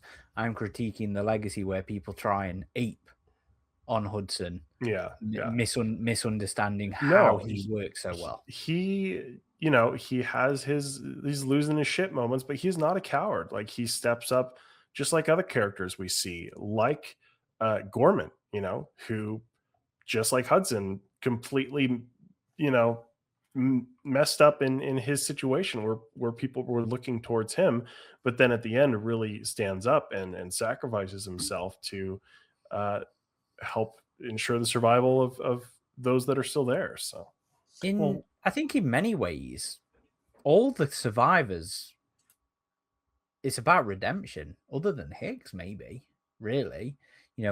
Everybody has some form of making up for a mistake, whether, yes, that is Hudson's sort of cowardly turn to his sort of heroic end, where he's the one on the front line, sort of, pouring the lead out. Like you said, Gorman, his ineptitude getting the majority of the squad killed, and he goes back for them. And yeah, I think redemption is probably actually a pretty big part of Aliens. Well, I think one of the other strengths too the Aliens has in terms of Hudson is there's always a character to tame him. While other films could maybe have where they have that comedic character that breaks the tension, but they can just go off a bit too much, or their lines are too quippy, and you don't feel the serious of the situation. There's always a character in Aliens to tame him, whether that be Hicks, whether that be Ripley, whether it even be Burke. I mean, it's just characters that will shut him down before he gets too off the rails, and that's a great strength of the movie. Like you just said, there's redemption. There's redemption in all of them, but there's also this an ability to try and control each other when the situation really goes foobar. Agreed. The dynamics are perfect there between them. Yeah, to what Adam said, yeah, the comedy is done well in Aliens. I'm not saying that there shouldn't be any aspects of it, and even when the shit hits the fan, I'm not saying no jokes are available there. Like we have them in Aliens, but it's done differently than a lot of media portrays it would do such a thing nowadays. like Hudson going game over, man, game over, or like you want to put her in charge, like. He's not trying to be quippy. Those are like panic responses. He's not trying to be funny. Though those are just like he's saying something that's funny to us, but he's saying it impulsively out of fear, almost like as Aaron said, all of the characters have kind of like a mini redemption arc, a mini kind of arc in general. Well, even for Vasquez, her shots are actually what kills Drake. So instead of Drake being the one holding up the rear when it comes to the time, she's the one holding up this new rear in the vents, and she will go down by acid herself. But one thing that I want to connect with that is I can really appreciate that this film doesn't have like a lot of red shirts, really, quote unquote, that all characters have some recognizable faces, some lines at You, least. They aren't just background goons with masks and you stuff. Maybe Wazbowski, not and and Crow, not so Crow, much. yeah, that would Yes, literally be it. yes. Everybody else has some sense of defining aspect of them, to the point where Yes. when they do go down, you give a shit that Frost's just fallen down that stairwell. They were people. They were people. They They were weren't people, just yeah, with genuine props. personalities, and we got to see Yes. them interact as a unit and as friends or work friends, however you want to, phrase it. But no, that I completely agree. There was only 2 red shirts in this film, and even then, they are, or at least Wazbowski is still memorable, just because of his fucking name and the the other moments from the other characters. Yeah, they at least have names, which I mean, it's just something recently that I've been seeing, like analysis of media and how you portray real characters versus goons, dehumanization, etc. So that's something that in Aliens, interestingly, that this isn't a like really small group. You have this whole oh, what is it, like 12 per person group of people Something like that that, yeah. yeah, that you need to see their faces, you need to hear their voice lines, you need to remember the names, but you have just enough to know, they were somebody. They aren't just props to be killed that you know that's just going to be used that way. So that's something that I think is also a part of the staying power of the film that adds to that relatability. Well, I mean, also, I mean, just think about it. I mean, we don't need to talk about this too much, but Cameron allowed the actors to paint on their armor, give their own physical identities on the armor, their own sayings, their own personal quips and stuff, which gave them their own physical identity on top of, their faces, right? That's another fun aspect of the Alien that has sort of gone on quite a lot, and only now I think is where the games are starting to fully get into utilizing that correctly. And it was just this background detail of the film where the actors got to make their own artwork and slogans and designs on their armor. And now we're in this world of gaming where individualization is so fucking um popular, and well, rightly so, because we're all individuals and we should be able to express that in some way. And for us, yes, it's a lot of fucking alien shit behind us and alien stuff that we talk about, but to actually see that become more utilized now, with hell, we'll give Cloning Marines its props for doing it. Aliens Online did it before that in a much more limited capacity, but now we've got Alien Fireteam Elite, which has maybe not the armor customization, but you've still got the weapon customization in there, and that is such a small but iconic part of Aliens' visual identity that is now sort of taking a hold on the gaming side of things, where that has become really important on a wider scale. It's not just an Aliens thing. Customization is a hugely important part of video games this last decade or so. Yeah. Definitely. And aliens, you know, one of the things it's remembered most for is the Colonial Marines. And as a fan of the franchise, yeah, they've been around in the expanded media a lot, but I think it A is high lot. time we see them on the big screen again because it has been so long. And some might argue, well, aliens kind of told their, who they are perfectly, we don't need them back. But I disagree. I think there's been a lot of military movies with a lot of different soldiers, and I think there's more effective stories to tell there with the Colonial Marines. So I do hope to see them eventually make a return on the big screen. I would love to see them back. That is the dream AVP, is seeing the Colonial Marines go up against the Predators and the aliens.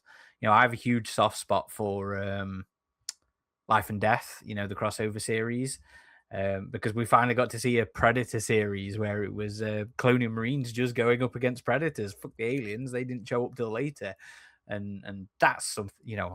Dan, for an animated thing coming forwards or something like that, can we please have aliens versus Predators versus Colonial Marines? Yeah, that would be something that would be amazing. Honestly, I'm kind of of two minds when it comes to seeing the Marines on the big screen again, because a part of me, I want this. I would love to see it so much. But I'm so genuinely afraid of how that would be portrayed, especially because of the misconceptions, especially because of the zeitgeist is just so different, and people remember those superficial elements of just hoorah, badasses, basically Colonial Marines, the game. So I wouldn't want it to be portrayed poorly. Like, for instance, The Predator, how it completely misconstrued a group of people that encounter such a thing and make it not so memorable, or use them in how today movies and series use the goons, just expendable with no defining personality, or a bunch of them Alien Earth style just shoot at one thing and it just doesn't hit anything. And there's so many ways this could go wrong. I would technically love a gritty, dark, a war film in that sense, that is, that would go one step further than in Aliens was done at the time, but that is anti-war and just shows the grittiness and the disgusting horror aspect that could work pretty well with an action horror medium, as some more recent war films have done pretty well. I would love somebody to do that, but honestly, I'm very afraid that there are few people who would be willing to, and even fewer that are capable of doing it rightly. Maybe animated would be the first step. I don't know.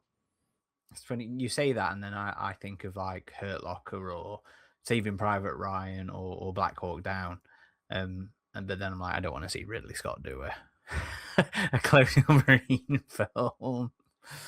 Although I am kind of curious now as to what's everybody. So aliens aside, what is everybody's favorite depiction actually of the Colonial Marines since AVP 2, I would say. Okay, why? I just thought they had really good characterization there, and just like aliens, they all felt like really well developed individuals, even when we first know them, just how we see them interact with each other. And yeah, we do lose some of them, but I feel like that game really captured just the feel of the Colonial Marines. I mean, they didn't look exactly like they did in Aliens, which is natural. Some years had passed. But I just really loved the characters and depictions in that game. And I think more than just that game, they've been handled effectively. Like Dark Descent is a great example, right? But I think more than anything, AVP2, perhaps to a lesser extent, 2010. I think AVP2 really nailed it with the Colonial Marines. Okay, anybody else? It's a hard thing to choose. Honestly, I do agree that maybe most memorable are the Marines in AVP2. I would agree with that. I don't know if my favorite depiction, because as I said, I really like the horror aspect not being forgotten for them. And so I think maybe there are better examples than in AvP2. Dark Descent was great, but you kind of only deal with a limited number of Marines at a time, which for game purposes is understandable. You only deal with 5 at a time, but at the same time, that horror is brought back into the action, which I am so thankful for after Colonial Marines and Fireteam Elite went in a different direction. What about your main characters, though? Putting aside the fact that you're only controlling 5 at a time, what about like the depiction of Main characters. the main character in Dark Descent? You know, we have the Sarge, Yeah, we have the pilots. Does that increase your appreciation for? Yes, absolutely. They are absolutely memorable and have serious depictions. The voice acting phenomenal there. So yeah, actually, then probably Dark Descent is the favorite depiction of Marines, named Marines, especially in that sense. For now, in my mind, I always also kind of remember the instances of tribes for the artwork and how the chaos is all portrayed there. Though not remembering too much about the characters says already a lot. I remember the intro for Labyrinth. I don't know what it's called, but seeing the chaos of them coming up with those backsplash, coming up with that new gear, overconfident again, trying to eliminate a whole hive, and seeing the absolute brutal, horrific chaos that ensues because of it. That's also one of my top contenders there. Killian Plunkett. Always my favorite. But yeah, Dark Descent is probably the best. Dark Descent is the best for now to me. Hunter, any advances on that or alternatives? It's it's pretty tricky for me. I don't know that I have a distinct favorite. I think I have more memorable moments. Obviously, Dark Descent's a big one. I mean, we can, as we've covered here quite extensively. For some reason, my mind goes to AvP 2010. Just the nature of Colonial Marines having to be spread so thin, and of course the dialogue and the pulse rifle in that game. But for some reason, my mind goes to Cold Forge and the depiction of the Marines. Do you mean Charybdis? I'm sorry, in the Charybdis. I'm sorry, not Cold Forge. In the Charybdis. That unit landing on that planetoid and dealing with a threat and taking on hordes of them before subsequently, being eradicated. But that's a memorable moment for me as well. So you stole what I was going to actually bring up, because we've all been everybody here has been talking about the Clone Marines when they're in the more heroic side of things. But and again, Dark Descent, I forget the Sarge's name offhand right now. I can just think about Hayes at the minute, which is the Wayland-Yutani administrator. But Harper, yes, Harper, perfect. I completely agree that in terms of actual depictions overall, all around, and presentations of an aliens in a game format, Dark Descent is the perfect one. But I also think that Into Charybdis is a really interesting portrayal of the Colonial Marines from a villainous point of view. And because we actually get to see what they would be like prepared, if they went in with the knowledge of what they're facing. I will often critique the EU for making the aliens not scary, not threatening, not worth this moniker that the predators give them of the ultimate prey. But even into Charybdis, when they go in prepared, Alex White does not diminish the aliens in any capacity. They are just sort of increasing the threat level and the effectiveness of the Colonial Marines in that book. So just two different sides of that coin there that are really interesting.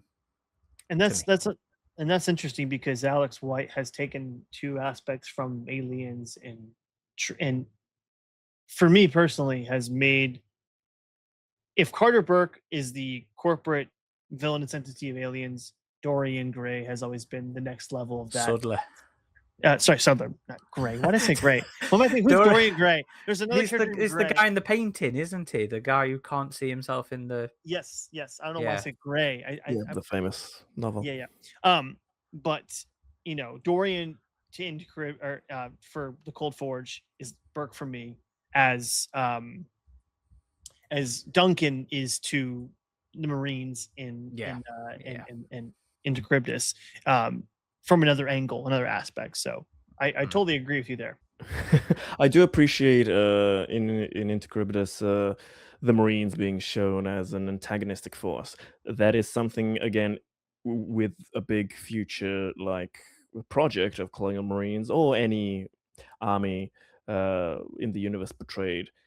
I would like a more serious and more mature approach in that sense, showing what could be the dangers depending what orders they have and depending whose perspective we are being shown. It could be really bad as well. So that is something that I also would like to be kind of explored further, and not always just, oh, we have this completely unambiguously perfect, morally simple and perfect good guys here. In that sense, Alien is full of great characters. Aliens shows their imperfections a lot, but it's never really questioned how good they are or not in that sense. So that is something that, yeah, I would like to be explored more in future media that Intercryptus has done well to start upon. So there's one more big thing I would like to talk about in terms of the legacy of the of Aliens. But before I pass it off to Greg to bring that up, is there anything, Hunter, Adam, you guys want to bring up before we start to wrap up? Well, just to touch on it, because I think we've talked about the Marines a lot, but I think in terms of the xenomorphs themselves, careful, that might be where we're going. Is that where you're going? Okay, well, I can wait then.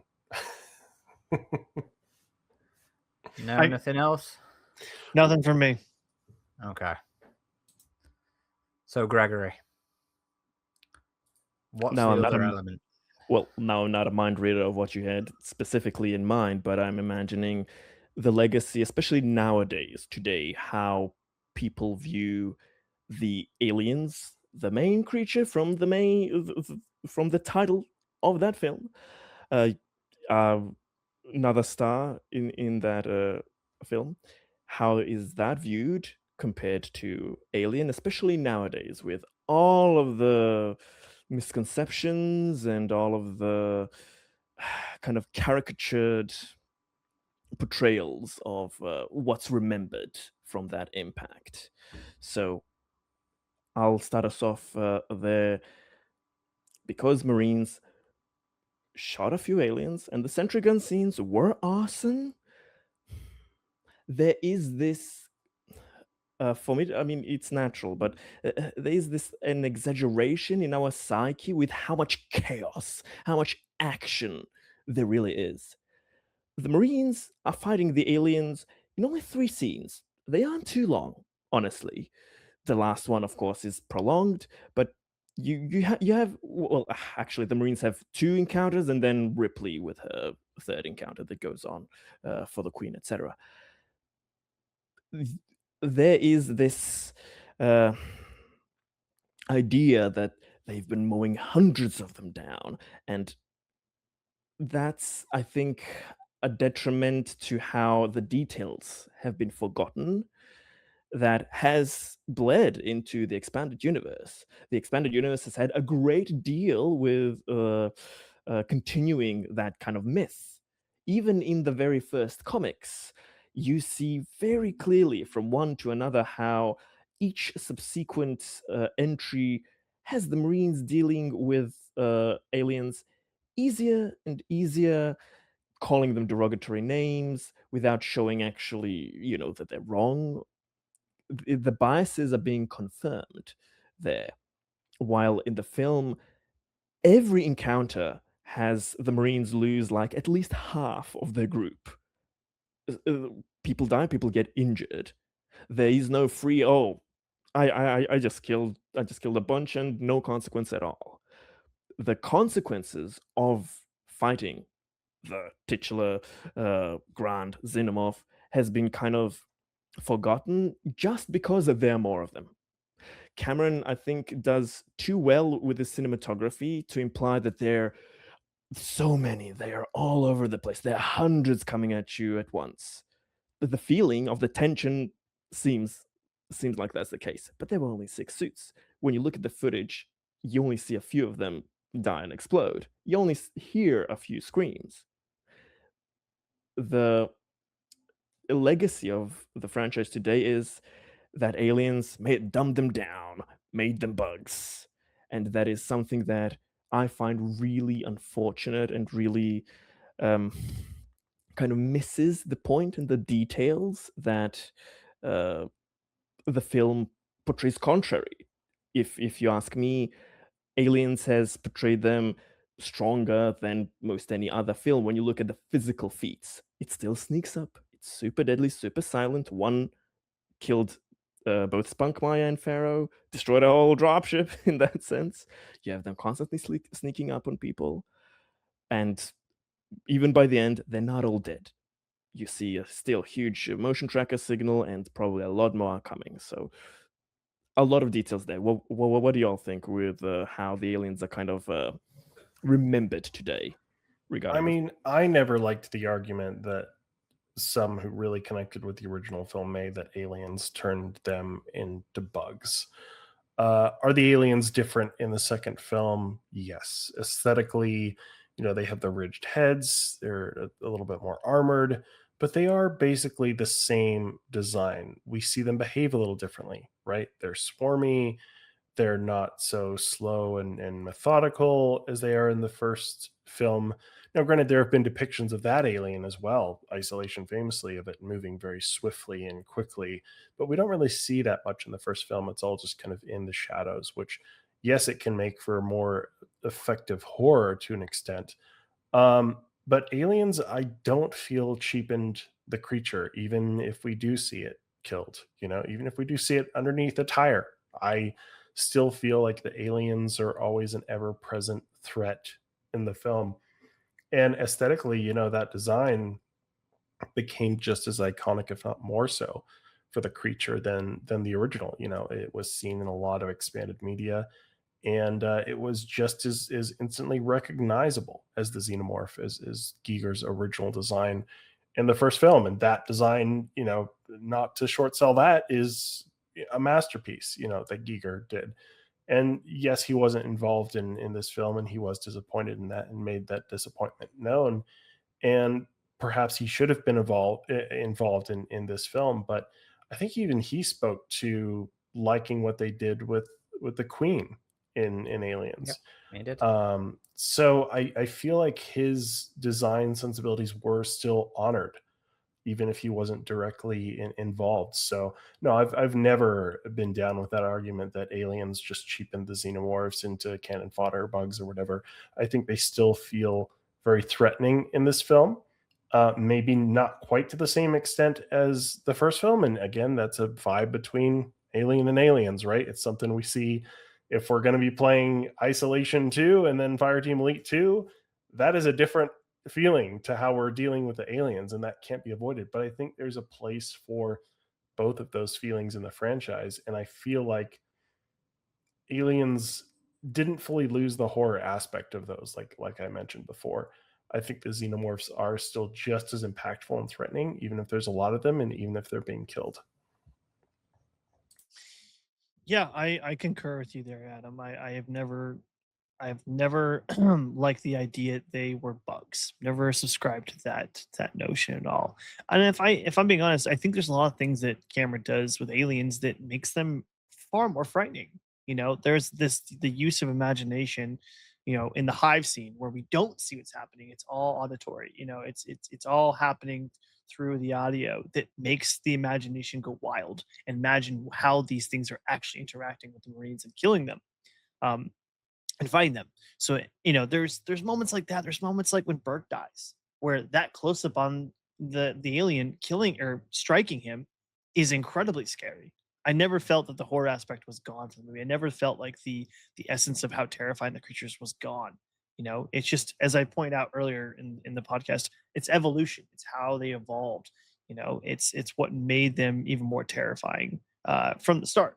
So no, I think that you know playing a first-person shooter and shooting at aliens is much different than watching this film and having the notion of how many are really on screen at a time attacking our main characters. I have never felt those are two distinct. That's where I will say there is two distinct parallels, two distinct experiences with the xenomorphs. And speaking again to the games, like Dark Descent, again, it took the idea of even if you do have the means to take one of these out, you don't know how many more are out there. And if you make enough of a ruckus, a bunch of them are coming for you, and then you have to deal with a bunch of them. I mean, there's even the And thought of like, oh, well, it's not going to kill you. It'll just take you to the hive and you'll have a chance to escape. Maybe, but That's it worse. still just kills people in the second film. Like the pilot in the movie, it just takes her out right there, Paul Farrow. Yeah. Well, there's another aspect too that I was thinking about the other day. I was reading some early critics reviews of Aliens, people that were not big, critics in the New York Times or such, but just local reviews. And there's so many that were afraid that Newt was a ticking time bomb in the film, that Newt had one inside of her, that the idea of incubation was still a threat the entire movie. And that's not something you really hear a lot about is the idea that any of the characters could have been struck and have one inside of them that could be a pulverization for the rest of the events of the film. And that aspect of horror is alive and well in the film, and I think still keeps those stakes up and certainly makes the aliens more terrifying. That's the element that Thanatos Encounter really sort of nailed in on, the idea of random survivors that could be hosts. It sure did. The deadliest enemies in that game, folks. Fucking hell. I agree with everybody that the film does not diminish the aliens in the slightest. As Greg says, so much of it is obscured in the editing. As Hunter said there, the big hive action sequence, so much of it's through the audio, the camera shots, the FP, the first person shots are all fucking blurry. You can't see anything that's happening. It is the fog of war, a literal fog of war. And yes, some of the aliens go down, but it's hard to really know how many. Greg attempted to count this once, and he needs to go back and finish that fucking article so we can get it out. Working on it. But yeah, the numbers you can pick and choose depending on the methodology. But even at the highest end, so if we're being critical to aliens, at the highest possible end, there's half of the hive that's still alive and kicking. Half. But we also, the film shows us the effort that it takes, or tells us the effort that it takes, because these Marines are firing, 10mm explosive tipped rounds. When they get killed by the small arms, when they get killed by the pistols, it's point blank range in a temple, and the thing is still alive and kicking, or well, maybe not alive and kicking, but it's still Twitching. deadly in its death throes, and it still neutralizes Vasquez. It's the it's like Greg said, it's the exaggerated, misinterpreted, misremembered interpretations of it that are the harmful bits, and it's the concessions for like the shooters. Adam was on about Dark Descent there. We can't go on about that enough. But like, yes, you can take one out. Yes, more might show up. And if those more might show up, that could be game over for you. That game utilizes a permadeath mechanic where if you lose a squad mate, you lose a squad mate. And all his experience, all his tactical Traits, all his equipment, all that sort of stuff that you have earned and chose his technical capabilities on that game is gone. It matters, and that's how it should be. It's when the people don't bother to go fucking back and rewatch the film and just operate off their memory of it, that it's a problem. But I'm going to be contrarian here, and I'm going to push back on something that you guys said.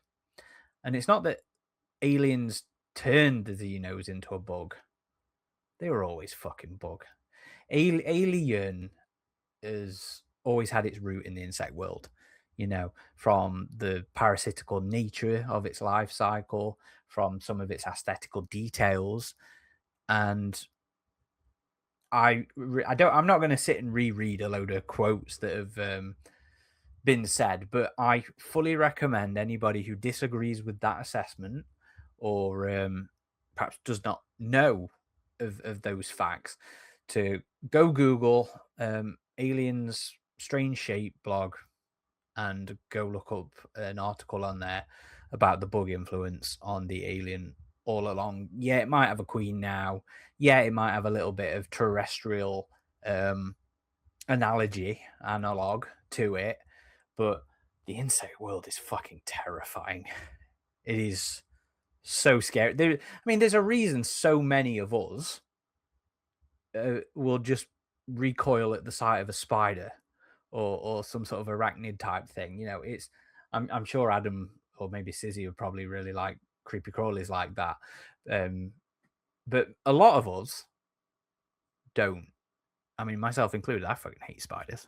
I know that's all her, but Okay. I will say I fully acknowledge the insect influence, but I don't think, to me anyway, it's not in the final version of the xenomorph. It is not something that can be directly related. I mean, not to like Starship Troopers, right, where they're literally just alien bugs. But it doesn't have to be so in your face. Yeah, for it's them to- subtle.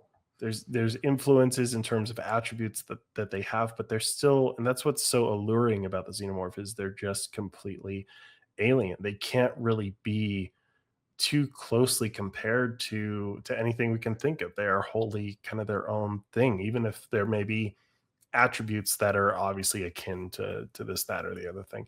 I think when people accuse aliens of making them bugs, it kind of plays into what the Marines say, right? It's a bug hunt in terms of them feeling like less of a threat.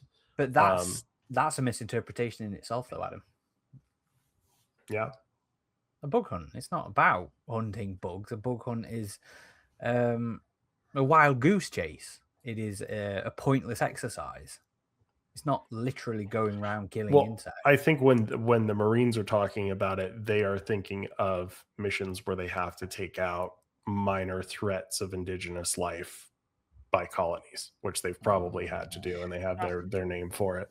I've always subscribed to that nature as well, and I think there's just a vulgar taste in the mouth. It's not the sense that I totally agree with you with the insect nature and inspiration of insects that have affected the alien's life cycle and stuff that we can draw from. The people have drawn them to create the creature. I don't disassociate with that by any means. I think it's just that whenever you call a xenomorph or an alien a bug, there's almost this nasty taste in your mouth that they are cannon fodder. That's that we assume that. And that's fair. Yeah, it's not to disagree with the idea that they derive from insect nature. It's just that when you call them bugs, you start to disassociate the identity and the fear that comes with the alien. So yeah. Well, that I would fully agree with, because the film does not depict them as bugs, as in they can be easily stomped on. It's not like that scene in Starship Troopers, I'm doing my part and they're all stomping on the cockroaches. Although, cockroaches are going to outlive us all. But yeah, I come at it from that insectile thing. They were always insects. But if you're coming at it from that, they were easily squishable cannon fodder, then yes, completely agree. They weren't. They never were. Yeah, the threat level goes away. The threat level just goes away. Although they were always intended to be mortal. Yes, which we've seen in Alien as well. Like something that is commonly forgotten so much. People go on about Alien. It is this mystical thing. Talk about cosmic horror, but almost in a kind of like it's a magical demonic thing that can't be killed or touched or hurt. Ripley, at the end, with a harpoon gun, a tool, pierces the creature. it hurts it enough that it releases its grip. So it was always fallible. It was never completely immune to being hurt. That's what the acid was for. There's no need for acid if you can't hurt it or touch it. Like, you wouldn't need something so dangerous if it didn't have some vulnerabilities. It's just good writing to have that plus and minus. It is a real based creature that it has vulnerabilities, but if it's gonna die, it's gonna make sure to take you down to take you down with it. And That's it what's being so elegant. and it being mortal doesn't remove the fact that it's fucking threatening, and Exactly. terrifying. And if it gets its hand on you, and takes you back to the hive, oh shit.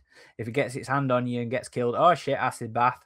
It's it being killable does not remove its threatening nature. Unless the details are forgotten, like in Yes. comics, novels, games. And Acid is goddamn forgotten so much. Technically, in the films, it's not always consistent because even then they forget to use it well. You just don't let an alien die without some consequence. Details are just forgotten. In Aliens, most of the people who die by sneak attacks, by ambushes that the creature has been doing since the first film. It is the same creature. It is just a different perspective approach. If you don't have weapons of sufficient grade strength, you're out of luck with one. But if you have weapons, then if you have weapons, you're already a specialized quote unquote human. You're a security guard, you're a marine, you're something, but you're a part of a larger organization, which means they have a large group of hosts. So it always balances out. It just we mustn't forget the little details when portraying this thing. The alien grabs most of them, and as has been said in one of these comments here, even in the sentry gun scene, people don't like it because it's implied a number of them died, but they adapted. That's what shows the intelligence. Also, there's this video that's been recently circulating from one of the commentaries Cameron had done for Aliens, where he says that he intended the power that was cut to be an actual decision from the aliens. It's kind of kept ambiguous there, but he says, why couldn't they have learned that with so many weeks being there? He has never considered them as dumb and non-strategic.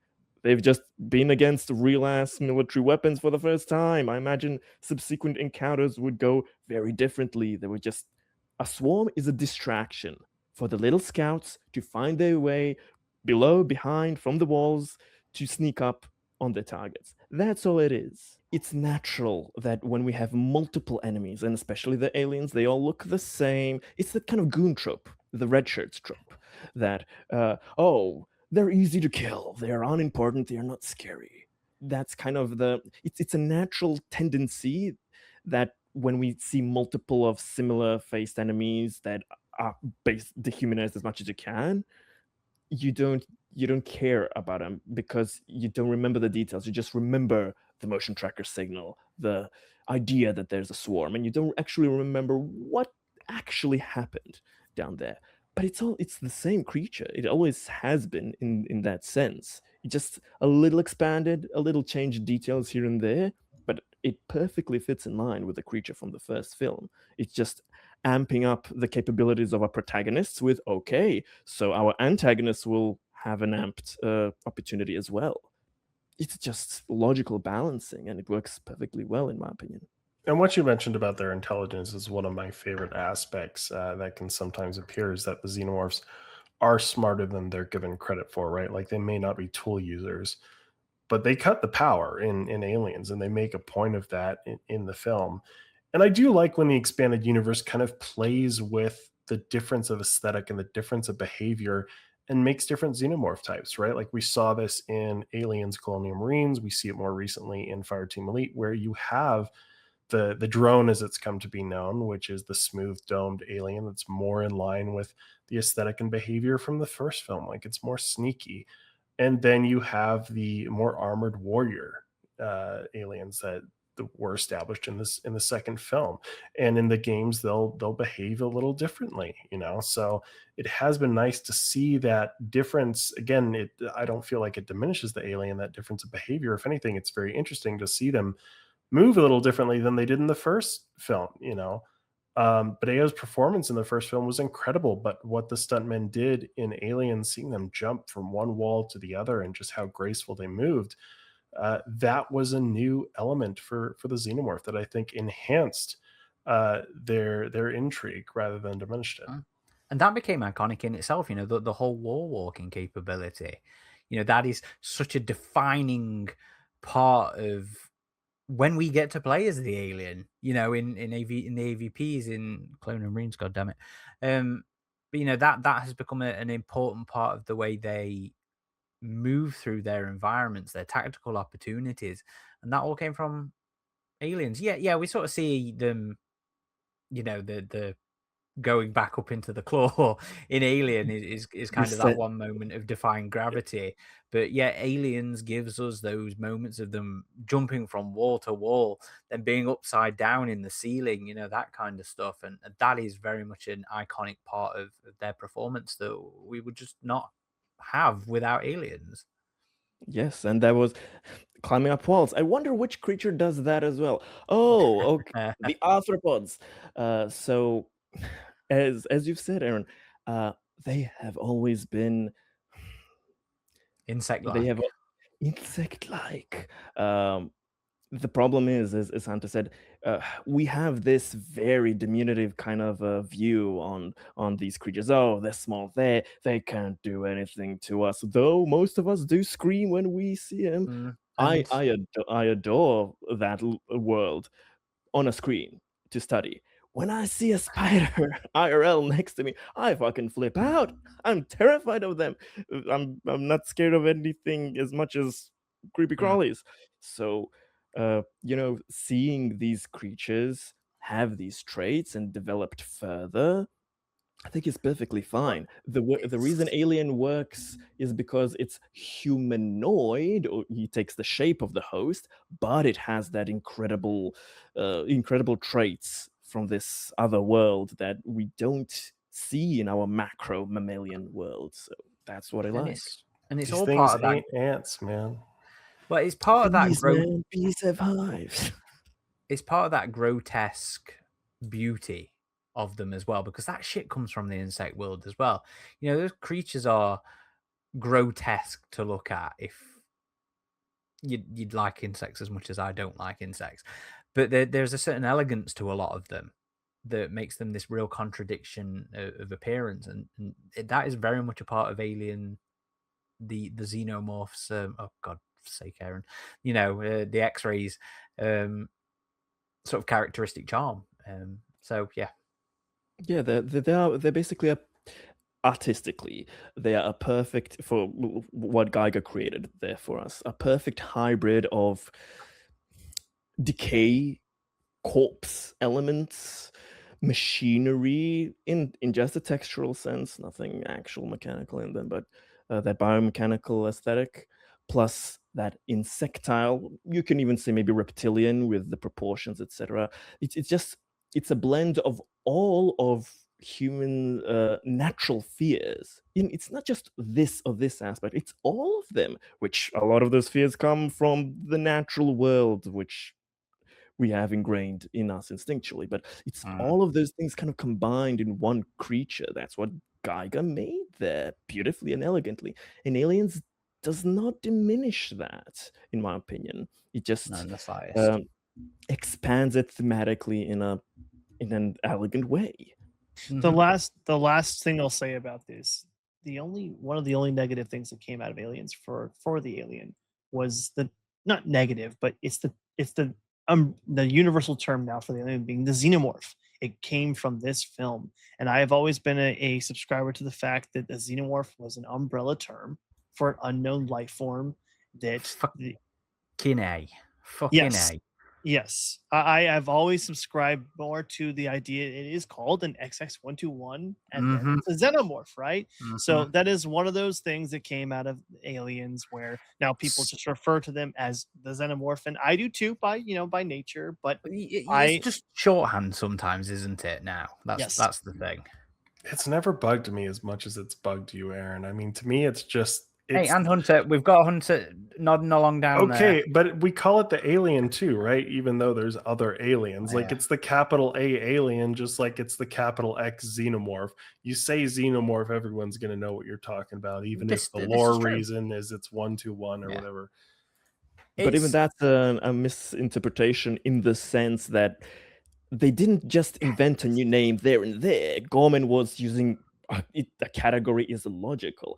I'm with Adam there. I like the sound of the word as a xenomorph, but yeah, logically in universe, it doesn't make sense that it's just called that. You can give it a moniker with the numbers. I like that, but in film, that's also Aliens is just full of these misinterpretations yes. because the overarching film has such a strong effect on you that it overwhelms us, that we don't often remember so many of these little details that are there and sometimes are reminded in future well-established entries. But so even that with xenomorphs, that was used hilariously as the actual name for the creature. I like it. It sounds cool as hell. But Gorman could not have known. Nobody knows. It was just made up, or a broader category, as said. yeah, and That I'm not bagging on anybody that uses that as a general term to describe the alien. I by all means, I'm not saying you're wrong. I'm just saying that from a long term standpoint, I've just always associated it as an umbrella term rather than just Mhm. being the distinct name. But if you call the alien a xenomorph, that works. That is, I mean, it is an unidentifiable creature by the in terms of Weyland Yutani's identification of the creature, Mhm. obviously. But yeah, I I'm with Hunter here. I've always made it quite clear that xenomorph as a name irritates me, just because it is a misinterpretation of what the film is doing there, and that's Aliens' biggest negative to its legacy, is that there is a lot of misinterpretations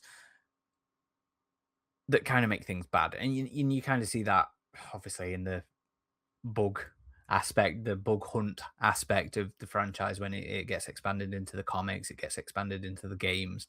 You know, that's its weakness, that's its negative of the legacy, which is a shame because it's just such a all round fantastic film that builds this world so well for the franchise as well. So, swings and roundabouts kind of thing, and it's more about people.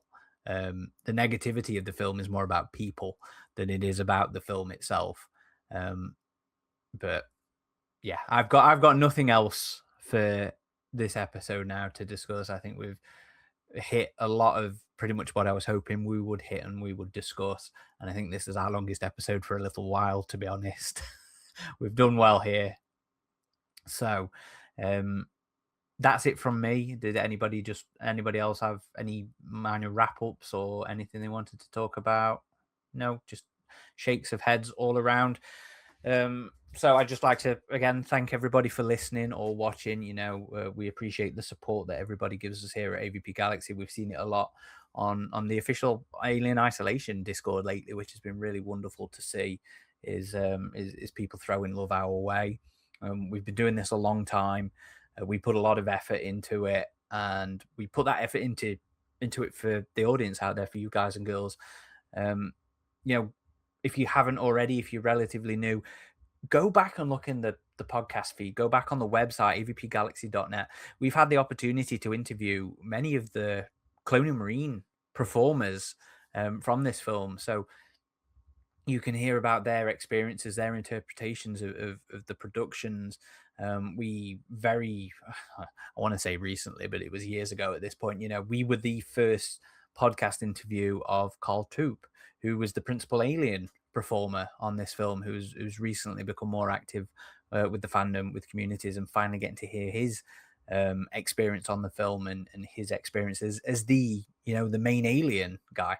So that's in the feed, that's on the website. Go back, listen to all this stuff, and there's plenty of coverage from all the other films.